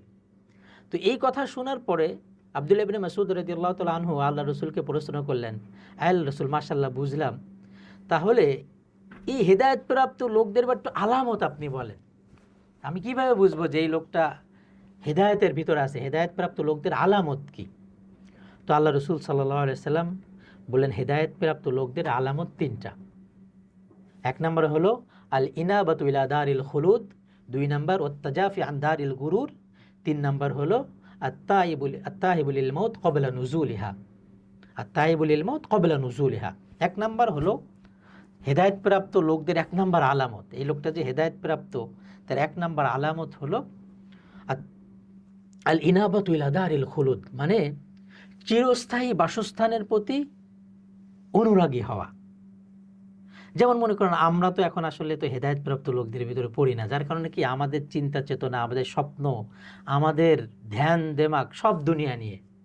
মানে আমাদের স্বপ্ন কি, ঢাকা শহরে একটা বাড়ি হবে, একটা গাড়ি হবে, হ্যাঁ এরকম এরকম শত কোটি টাকার মালিক হব, মানে আমাদের যত চাওয়া পাওয়া, আমাদের সব কিছু হলো দুনিয়া কেন্দ্রিক। আর হেদায়েতপ্রাপ্ত লোকদের মানে হেদায়েতপ্রাপ্ত লোকদের এই হলো আলামত হলো যে তাদের চাওয়া পাওয়া সব আখেরাত। আল ইনাবাতু ইলা দারিল খুলুদ, মানে চিরস্থায়ী আখেরাতের প্রতি অনুরাগী হওয়া। মানে সে যা করবে, আরে আমার জান্নাতে যাতে আমার সুন্দর হয়, আমি যাতে কবরের আযাব থেকে মাপ পেয়ে আমি যাতে জান্নাতুল ফিরদাউস পেতে পারি, তার প্রতিটা মুহূর্ত তার থাকবে টার্গেটই আখেরাত। এই হলো এক নাম্বার। দুই নাম্বার হলো ওয়াত্তাজাফি আন দারিল গুরুর, ধোঁকার বাসস্থান থেকে দূরে থাকা। দেখেন ধোঁকার বাসস্থান মানে এই দুনিয়ায় দেখেন এই যে গান বাজনা এগুলো সব ধোঁকা, এগুলো সব ধোঁকা। আপনি যখন এই সব গান বাজনার ভিতরে থাকবেন তখন অটোমেটিক আপনার ইসলামের নূর অন্তরে থাকবে না, তখন নিফাক আপনার অন্তরে প্রবেশ করতেছে, যার কারণে ভালো জিনিসও ভালো লাগবে না। দেখবেন অনেক মানুষ আছে জ্বর আসলে তাদের রুচি চেঞ্জ হয়ে যায়, তখন দেখবেন যে ভালো ভালো দামি দামি খাবার সে তিতা লাগে, ভালো লাগে না, বলে ভালো লাগতেছে না, সরাও। তো খাবার তো ভালো, সবই ঠিক আছে, দামি খাবার, কিন্তু তার রুচি নষ্ট হয়ে গেছে। তো হেদায়েতপ্রাপ্ত লোকদের এটাও যে দুনিয়ার ধোঁকা থেকে বেঁচে থাকা। দুনিয়া এটা আমাল হায়াতুদ দুনিয়া ইল্লা মাতাউল গুরুর, আল্লাহ তাআলা বলতেছেন এই দুনিয়াটাই ধোঁকা, দুনিয়াটাই ধোঁকা। এখানে মনে করেন যে একজনের শহরে একটা বাড়ি আছে, তো তার শয়তান তার স্বপ্ন দিয়ে দেয় যে এবার রাজধানীতে একটা বাড়ি হলে খুব ভালো হয়, রাজধানীতে বাড়ি আছে, এখন তার মাথার ভিতর দিয়ে দেবে আরে মাঝে মাঝে আমেরিকা যায়, আমেরিকা যদি একটা বাড়ি থাকে। এইভাবে তার চাওয়া পাওয়ার শেষ নাই, কিন্তু চাওয়া পাওয়া কিন্তু তার শেষ নাই। আর সে যে লেভেলে তার যে চাকরি বাকরি ব্যবসা বাণিজ্য যে স্তরে, শয়তান তার স্বপ্ন দিয়ে দেয় আরও অনেক বড় স্তরে। তো যার কারণে কি হয়, এইগুলা এই স্বপ্ন পুরা করতে সে আখেরাত ভুলে যায়। হ্যাঁ, ডোন্ট গেট মি রং, দুনিয়া কামাই করবো না সেটা না, ভালো মানুষের কাছে টাকা থাকা দরকার আছে, ভালো মানুষ টাকা দিয়ে ভালো কাজ করবে, খারাপ মানুষ টাকা গেলে, খারাপ মানুষের কাছে টাকা গেলে খারাপ মানুষ খারাপ কাজে ব্যয় করবে। টাকা অবশ্যই দরকার আছে, কিন্তু কথা হলো এইটা কামাই করতে যে আমি আখেরাত নষ্ট করে দিলাম, হালাল হারামের কোনো তোয়াক্কা করলাম না, এটা নিষেধ। হ্যাঁ, সুলাইমান আলাইহিস সালাম তো পুরা পৃথিবীর বাদশা ছিলেন, উনি তো জান্নাতুল ফিরদাউস কামাই করে নিয়ে গেছেন। কিন্তু আমরা তো এই দুনিয়া কামাই করতে যে দিন কি ভুলেই থাকি, ধোঁকা, মিথ্যা, প্রতারণা, এইগুলা। তো এগুলা করা যাবে না, মানে এটার মহব্বত রাখা যাবে না। দুনিয়ার ধোঁকা থেকে বাঁচা মানে এই যে দুনিয়া আল্লাহ তাআলা যেসব জিনিস হারাম করেছেন এগুলা থেকে বেঁচে থাকতে হবে। এরপরে আত্তাইবুল লিল মাউত ক্বাবলা নুজুলিহা, মৃত্যু আসার পূর্বেই মৃত্যুর প্রস্তুতি গ্রহণ করা। এখন কথা হলো যে আমরা আসলে মৃত্যুর প্রস্তুতি কতটুকু গ্রহণ করতেছি। এখন যদি শুনি আগামীকাল এই সমস্যা আসবে, যে আগামী, হ্যাঁ একবার আমি নিজেই দেখেছি যে দেখেন লবণ কোনোদিন শেষ হওয়ার জিনিস। লবণ সমুদ্রের, বাংলাদেশের সমুদ্র আছে, সমুদ্রের পানি তো লবণাক্ত, পানি থেকেই তো হয় আস্তে আস্তে। তো শুনছে যে লবণ বাজারে থাকবে না, সবাই লবণ কেনা শুরু করছে। অনেক আগের গল্প। তো দেখেন লবণ, যেটা চাইলেই মোটামুটি কক্সবাজারে অভাব নাই লবণ পানির। তো কথা হলো যে দেখেন লবণ শেষ হয়ে যাবে বিধায় লবণের প্রস্তুতি নিচ্ছে। আবার দুর্ভিক্ষের কথা শুনলে আমরা সবাই প্রস্তুতি নিই। এখন কথা হলো যেই সফর আমাকে করতেই হবে, আমাদের কারোর মানে এই সফর থেকে কেউ বাঁচতে পারবে না। এখন কথা হলো যে আমরা এই সফরে কতটুকু তৈরি করলাম। তো এর জন্য ভাইয়া আজকে আমাদের যে পডকাস্ট, এটার উদ্দেশ্য এটাই যে আমরা সবাই যাতে আখেরাতের তৈরি করতে পারি, আখেরাতের প্রস্তুতি গ্রহণ করতে পারি, যেখানে আমাকে অনন্ত অসীমকাল থাকতে হবে, চিরকাল থাকতে হবে। ওইখানে সুখই আসল সুখ, ওইখানে দুঃখই আসল দুঃখ। ওইখানে যদি কেউ ব্যর্থ হয়ে যায়, সে তার মতো ব্যর্থ হতভাগা আর কেউ হবে না। আর ওইখানে যদি কেউ কামিয়াব হয়ে যায়, তার মতো কামিয়াব আর কেউ হবে না। এর জন্য আমরা আমাদের প্রতিনিয়ত এই কথা অন্তরে থাকতে হবে যে আমাকে এখানে চলে যেতে হবে, এটাই সত্য। কিন্তু যাওয়ার পরে আর ফিরে আসার সুযোগ নাই। এর জন্য ভাইয়া ওইখানের প্রস্তুতি আমাদের সদা সর্বদা নিতে হবে। হ্যাঁ, কিছুদিন আগে আমি একটা সুন্দর কোট দেখেছিলাম যে মৃত্যু আসতে সময় লাগে 1 সেকেন্ড, তৈরি করতে লাগে চিরজীবন, পুরা জিন্দেগি তৈরি করা লাগে। কিন্তু ওই 1 সেকেন্ড যে কখন হয়ে যায় বলতে তো পারি না আমরা। দেখা গেল আমি, অনেক যুবক আছে গান শুনতে শুনতে ঘুমায় পড়ে, আহা তার যদি মৃত্যু হয়ে যায়। হার্ভার্ড ইউনিভার্সিটির একটা গবেষণায় তারা এই কথা বলতেছে যে যারা রাতের বেলা মানুষ যারা ঘুমায়, তো এই ঘুমের ভিতরেই 1,32,000 মানুষ ঘুম থেকে আর জাগে না, অর্থাৎ ঘুমের ভিতরেই মারা যায়। চিন্তা করেন, এখন আমাদের যুবক সমাজ তারা রাতের বেলা গান শুনতে শুনতে ঘুমায়। এখন যদি আমার এই অবস্থায় আমি যদি মৃত্যুবরণ করি, তাহলে আমার ফায়সালা কোথায় হবে বলেন? এর জন্য যুবক ভাইদের কাছে আমার বিনীত অনুরোধ যে তারা রাতের বেলা ঘুম না আসলে জিকির করুক, সুবহানাল্লাহ, আলহামদুলিল্লাহ, লা ইলাহা ইল্লাল্লাহ, আল্লাহু আকবার। বুখারীর হাদিস বলে এই সুবহানাল্লাহ, আলহামদুলিল্লাহ এগুলা মিজানকে, দাড়িপাল্লাকে ভরে দেয়। কোরআন তেলাওয়াত শুনতে পারে সে, হ্যাঁ মাশাআল্লাহ, ওয়াজ শুনতে পারে, জি জি, খুব সুন্দর কোরআন শুনতে পারে, সে নাসিদ শুনতে পারে, মাশাআল্লাহ, গজল শুনতে পারে, গজল শুনতে পারে, মাশাআল্লাহ। এটা ভালো কোনো স্কলারের ওয়াজ শুনতে পারে, নসিহত শুনতে পারে, আলহামদুলিল্লাহ। তো এর জন্য ভাইয়া আমার হলো যে আমরা ইনশাল্লাহ সুন্দর জীবন করি। কখন মৃত্যু চলে আসে তো বলা যায় না, কার মৃত্যু কখন চলে আসে। তো আমি যদি শেষ ভালো না হয় তাহলে তো আমার সবই বেকার চলে গেল। এর জন্য আমাদের এই পডকাস্টের সমস্ত শ্রোতা ভাইদেরকে আমি এই কথা বলতে চাই যে আমরা যাতে এইটা শোনার ভিতরেই না থাকে, এই কথাগুলো যাতে আল্লাহ তাআলা প্রথমে আমাকে আমল করার তৌফিক দান করুন, এবং আমাদের শ্রোতা ভাইদেরকে সবাইকে আমল করার তৌফিক দান করুন। আজকে হলো আমলের দিন, কালকে প্রতিদানের দিন। কালকে আমল নাই কিন্তু প্রতিদান আছে। এখন যদি আমি আমলই না করি তাহলে প্রতিদান কি পাবো? তো ভাইয়া আপনি আজকে অনেক কষ্ট করেছেন, আপনার নিজের ব্যবসা বাণিজ্য ফেলে রেখে আপনি এই পডকাস্টটা করেছেন। নিউরো বাইন্ডিংয়ের আপনার এই কোম্পানির জন্য অসংখ্য দোয়া থাকবে। অসংখ্য আমাদের মানে হৃদয়ের অন্তরস্থল থেকে আমরা দোয়া করব আল্লাহ তাআলা আপনাকে, সাহাবা আজমাইন ব্যবসা করেছেন কিন্তু ব্যবসা করে ওনারা জান্নাতের সার্টিফিকেট পেয়েছেন। হযরত আব্দুর রহমান বিন আউফ রাদিয়াল্লাহু তাআলা আনহু উনিও ব্যবসা করতেন। একবার আব্দুর রহমান বিন আউফ রাদিয়াল্লাহু তাআলা আনহু আল্লাহর রাসূলের কাছে আসলেন, আল্লাহর রাসূলের সাথে মুসাফা করলেন। তো আল্লাহর রাসূলের সাথে যখন মুসাফা করলেন, তো দেখেন যে আব্দুর রহমান বিন আউফ রাদিয়াল্লাহু তাআলা আনহুর হাতটা অনেক শক্ত হয়ে গেছে। তো আল্লাহর রাসূল বললেন, আব্দুর রহমান এটা কি, এটা এত শক্ত কেন? তখন আব্দুর রহমান বিন আউফ রাদিয়াল্লাহু তাআলা আনহু বললেন, ইয়া রাসূলুল্লাহ, আমার বাবা মারা গেছে, আমার বোন আছে, আমার মা আছে, তাদের জন্য আমার কামাই করতে হয়। তো হালাল ইনকাম করতে যেয়ে আমার হাত শক্ত হয়ে গেছে। দেখবেন গ্রামের অনেক মানুষ এই হাত শক্ত হয়ে গ্যাস না কি জন্য বলে, এরকম হাত শক্ত হয়ে যায়। তো আল্লাহ রসুল আব্দুর রহমান বিন আউফ রাদিয়াল্লাহু তাআলার হাতকে নিয়ে এরকম বললেন, উনজুরু উনজুরু, দেখো দেখো দেখো দেখো, যে ব্যক্তি হালাল কামাই করার জন্য তার হাত এরকম শক্ত হয়ে যাবে তার জন্য জান্নাত ওয়াজিব। হালাল কামাই করলে সমস্যা নাই, কিন্তু আমাদের কামাইটা হালাল হইতে হবে। আর এই কামাই করতে যেয়ে যাতে আমি আল্লাহ রাসূলকে ভুলে না যাই, দিনকে না ভুলে যাই। বলে যদি কামাই করতে যে আমি দিনকে ভুলে যাই তাহলে ওই কামাইটা আমার জাহান্নামে যাওয়ার জরিয়া হবে। আর কামাই করতে যে যদি আমি দিনকে সামনে রাখি, প্রাধান্য দিই, তাহলে ওই কামাইটা আমাকে জান্নাতের রাস্তা দেখাবে। কত সুন্দর! এক সাহাবী আল্লাহ রসুলের কাছে শুনলেন এই হাদিস, যে ব্যক্তি বিকৃত মাল ফেরত নেবে তার জন্য জান্নাত ওয়াজিব। এটাকে আরবিতে একালা বলে, বিকৃত মাল ফেরত নেওয়া। তো এই হাদিস শুনে ওই ব্যক্তি দোকান দিলেন। দোকান দেওয়ার পরে খুব সুন্দর দোকান চলতেছে। তো চলতে চলতে হঠাৎ দোকান বন্ধ। তো লোকেরা জিজ্ঞাসা করলো ওই সাহাবেকে, তুমি দোকান বন্ধ কেন করে দিলে? তোমার দোকান তো খুব চলতেছিল। তখন উনি বলতে, দেখো আমি তো আসলে দোকান দেওয়ার জন্য, ব্যবসা করার জন্য দোকান খুলি নাই, দোকান দিই নাই। আমি আল্লাহ রসুলের মুখ থেকে এই কথা শুনেছি, যে ব্যক্তি বিকৃত মাল ফেরত নেবে তার জন্য জান্নাত ওয়াজিব। তো বাস আমি এতদিন অপেক্ষায় ছিলাম, এখন বিকৃত মাল আমি ফেরত পেয়ে গেছি, আমার ব্যবসা।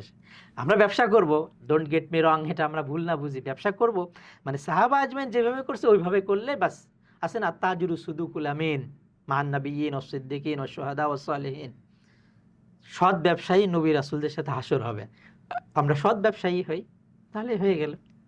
আল্লাহ তাআলা আমাদের সবাইকে সৎ ব্যবসায়ী হওয়ার তৌফিক দান করুন, সাহাবা আজমাইনের মতো ব্যবসা করার তৌফিক দান করুন, যাদের ব্যাপার আল্লাহ তাআলা বলছেন রিজালুল্লাহ তুলিহিম তিজারাতু ওয়ালা বাইউন আন যিকরিল্লাহ। তারা ব্যবসা করতেন কিন্তু কখনো নামাজ ত্যাগ করেন নাই, আল্লাহ জিকির ত্যাগ করেন নাই। আমরা এইভাবে করলেই হয়, কোনো সমস্যা নাই। আল্লাহ তাআলা আমাদেরকে তৌফিক দান করুন। ভাইয়া আপনাকে অসংখ্য ধন্যবাদ, আপনি মাশাআল্লাহ এই আয়োজন করেছেন, এর জন্য আমার তরফ থেকে তো মোবারকবাদ, দোয়া থাকবেই। এবং আমি ইনশাল্লাহ আমাদের শ্রোতা ভাইদেরকেও বলবো ভাইয়ের জন্য দোয়া করেন, আমরাও দোয়া করি একে অপরের জন্য। কেন, যখন আমি আমার মুসলমান ভাইয়ের জন্য দোয়া করব, তো আল্লাহ তাআলা ফেরেশতা নিযুক্ত করে দেন। এক হলো আল্লাহ তাআলা দোয়া কবুল করবেন, দোয়া কবুলের মালিক আল্লাহ। আবার আল্লাহ তাআলা নিষ্পাপ মাসুম অর্থাৎ ফেরেশতাদেরকে দোয়া করাচ্ছেন। এই দোয়া কবুল হওয়ার ব্যাপারে কোনো সন্দেহ থাকতে পারে না। একজন পরীক্ষক যদি পরীক্ষার্থীকে এই কথা বলে যে তুমি পরীক্ষা দাও, আমি দেখব, তো ওই পরীক্ষার্থীর কোনো চিন্তা থাকতে পারে? তো আমি যদি কোনো মুসলমান ভাইয়ের জন্য দোয়া করি, তো আল্লাহ তাআলা সর্বপ্রথম, মানে আমি যদি মুসলমান ভাইকে দোয়া করি, আল্লাহ এই ব্যক্তিকে আপনি সুস্থ রাখেন, তো ফেরেশতা আমাকে আল্লাহ তাআলা আমার জন্য দোয়া করে, আল্লাহ এই যে দোয়া করেনওয়ালা ব্যক্তিকে আপনি আগে সুস্থ করেন। তো আমি মানুষের জন্য দোয়া করলে ফেরেশতার দোয়া আমি পাবো। কত সুন্দর কথা! আল্লাহ তাআলা আমরা সবাই সবার জন্য দোয়া করি। আল্লাহ তাআলার কাছে অল্প একটা জীবন, ছোট্ট একটা জীবন, যাতে আমরা ঈমান আমলের সাথে থাকতে পারি। আল্লাহ তাআলার সাথে যেদিন আমাদের দেখা হয়, সেদিন যাতে ইজ্জতের দেখা হয়, ওই দিন যাতে আমরা বেইজ্জত না হয়ে যাই। ওই বেইজ্জতের পরে আর ইজ্জতের আশা করা যেতে পারে না। আল্লাহ তাআলা আমাদেরকে সবাইকে ইজ্জতের সাথে যাতে আল্লাহ তাআলার সাথে দেখা হয় সে তৌফিক দান করেন। আমিন। আজকের মতো আমরা এখানে শেষ করছি। ইনশাআল্লাহ আগামীতে আবার একটু পডকাস্টে দেখা হবে। আমি তারিকুল ইসলাম মিকাইল, নিউরো বাইন্ডিং পডকাস্ট থেকে সবাইকে ধন্যবাদ জানাচ্ছি। আমিও দোয়া চাই ভাইয়ের জন্য, এত সুন্দর একটা আয়োজন করেছেন। নিউরো বাইন্ডিং যে কোম্পানিটা, এই কোম্পানি আমাদের এত সুন্দর একটা পডকাস্ট উপহার দিয়েছেন। আপনাকে, যেহেতু আমাদের ভাইয়া নিউরো বাইন্ডিংয়ের ফাউন্ডার, তো ভাইয়াকে অসংখ্য ধন্যবাদ। আল্লাহ তাআলা যাতে আমাদের সবাইকেই সাহাবা আজমাইনের মতো ব্যবসা করার তৌফিক দান করুন। আসসালামু আলাইকুম ওয়া রাহমাতুল্লাহ।